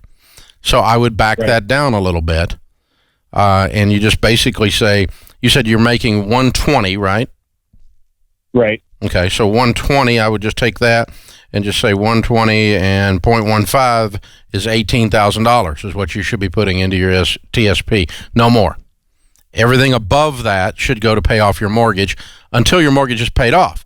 And then when you get the mortgage paid off, then you can max out everything, and you're in baby step 7, we would call it at this point. Here's the thing, Paul. The saying that people say, and you said it a while ago, is not accurate. And that saying is the renters are paying off my house and paying off the taxes and all that. No, they're not. The renters are paying rent. You are taking your rental income and choosing to pay on the house. But the renters aren't paying anything. They're paying rent. And they're going to pay rent whether the house is paid off or whether the house isn't paid off. They're going to pay rent. And so that the fact that you have renters paying income does not mean you would do something different with the income. You still say 15% of your income into retirement, and then let's get the house paid off. Now, you do what you want to do, but that's what I would do if I woke up in your shoes. Cole is in Mississippi. Hi, Cole. Welcome to the Dave Ramsey Show. Hey, how are you? Better than I deserve. How can I help? So I just have a question. I'm graduating with a bachelor's in May, and I'll start a master's program for 3 to 4 semesters, depending on when my sponsor lets me graduate. What are you studying? What advice would you have? Biomedical engineering. Wow. What are you going to do? Hopefully, maybe make an artificial heart, new prosthetic legs, something like that. Okay. So that's the type of industry that you can go into with the training that you've had. Correct. Good. Cool. That's awesome, man. Well, congratulations. You're obviously very bright. It's exciting. And so, Thank you. So what's your question? So I'll be able to pocket $500-$600 while I'm in my master's program. What advice would you give me as far as like after I graduate the master's, renting a house, buying, investing? Like, what advice would you give for like a newly grad like that? Okay. Do you have any debt? No. I got a bunch of scholarships for my bachelor's, and my sponsor is going to be paying my tuition, and I'll make about $2,000 before taxes a month. Mm-hmm. Good. And so you don't have a card. You don't have car debt. You don't have any kind of debt. No credit cards. No nothing. Correct. Way to go, Cole. Good for you, man. Very cool. Thanks. All right. And so when you come out of school, is your job already lined up with the sponsor? Well, for my master's program, it's already lined up. I mean, when you finish your master's is what you were asking me about. You said what to do after I finish my education. Yes, after I finish, I won't have a job lined up. I'll work on that in a year or so when I get close to graduating. While I'm in my master's, though, I'll make a few hundred. Gotcha. I got that part. Okay. But it doesn't necessarily feed straight in. It's not like an internship of that or anything like that. It's just from there you will decide what you're going to, in your last year of your master's, you'll start looking for that big career job land as of graduation. So what do you estimate you'll make? Starting 65 to 75. Really? A year. Is that all? Yeah. I would have thought double that. I mean, yeah, well, it can get pretty high, but you just need some experience first. It's a very specific field. Very interesting. Okay. I would have guessed a master's degree in something as complicated as that and going into the field, of medical device field, would have paid a lot more. I just didn't know. I've never run into that. That's very interesting. Okay, cool. Well, here's what I would do. I would pile up cash as high as you can possibly pile it in something simple. Something like a simple savings account, a money market account, that kind of a thing. If you want to put a little bit of it in something like an S&P 500 index fund, you can. It's not going to really make you any money. The biggest value that this pile of money is going to bring to you is not the investment returns. The biggest value it's going to give you is the flexibility to move to wherever this new job is that pays the most. So let me give you an example. If you have no money to make a move and someone offers you the best job in the world, but it's going to cost you $5,000 to move, it's harder to take that job than you might take a lesser job to keep from having to go into all the move, right? But if you need to move across the country or something and you could get this big time gig and it pays twice as much, but you got $10,000 saved up, makes it really easy to do it. So your biggest point of transition in your life, and transition always has expense to it, is upon graduation, or it's one of the biggest points, is right after graduation. So your main thing to concentrate on here, sir, is finish this degree. It sounds like you're awfully academically talented. Stick with that. Push on through. Finish up. No debt whatsoever for anything. Save up, save up, save up, save up, and then that gives you the money to make the move, buy a nicer car when you move, actually buy you a couch when you move, and you get the new job, and you don't have to, you don't have to live sleeping on the floor for the first 3 weeks of your new job, waiting on a paycheck to buy a mattress and that kind of stuff. And people do that all the time coming out of college, or they go into debt to keep from doing that. And so that's all this money is good for. It'll help you make the transition smoothly, and it'll be worth it'll give you a complete real return on investment. It'll be worth the trouble that you went to do this. So very cool, man. Good to talk to you, Cole. Thank you very, very much for joining us. We appreciate you hanging out. That puts this hour of the Dave Ramsey Show in the books. Our thanks to Zach Bennett filling in for James Childs today. Kelly Daniel, our associate producer and phone screener. I am Dave Ramsey, your host. We'll be back with you before you know it. In the meantime, remember, there's ultimately only one way to financial peace, and that's to walk daily with the Prince of Peace, Christ Jesus.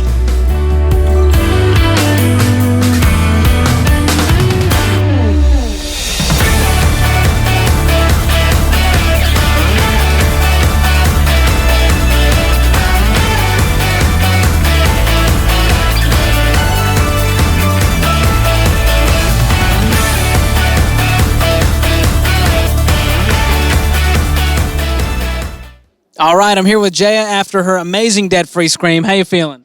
I am feeling really good. You should be. And there's one thing you didn't get to mention that I'm upset about on air with Dave. So this is exclusively for the video channel. What is that? I am an avid salsa dancer, and that's what helped me get through this whole journey. That's amazing. And how did that work with the salsa dancing? How did that help you? It's a mental relief. I deal with a lot at work, and it also helped me just have fun and not think about any of the journey that I was on. I love that. Would you encourage salsa dancing to our video channel viewers out there? Absolutely, especially since I get to travel to really cool countries to do it. That's an amazing perk. That's fantastic. So what is next for you now that you're debt-free?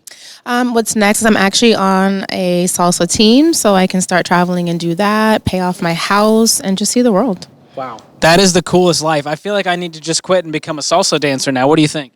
You need lessons. I need a lot of lessons. You know what? I'm going to stick to this job. This is what I can do well. I don't think anyone needs to see me salsa dancing. Now, any shout-outs that you want to give to anyone watching out there? Hi, Mom. Hi, Reese. Can I say hi to them, too? You can. Hi, Mom. Hi, Reese. This is so great. Jay, you're amazing. Thanks for coming by and doing your debt-free scream.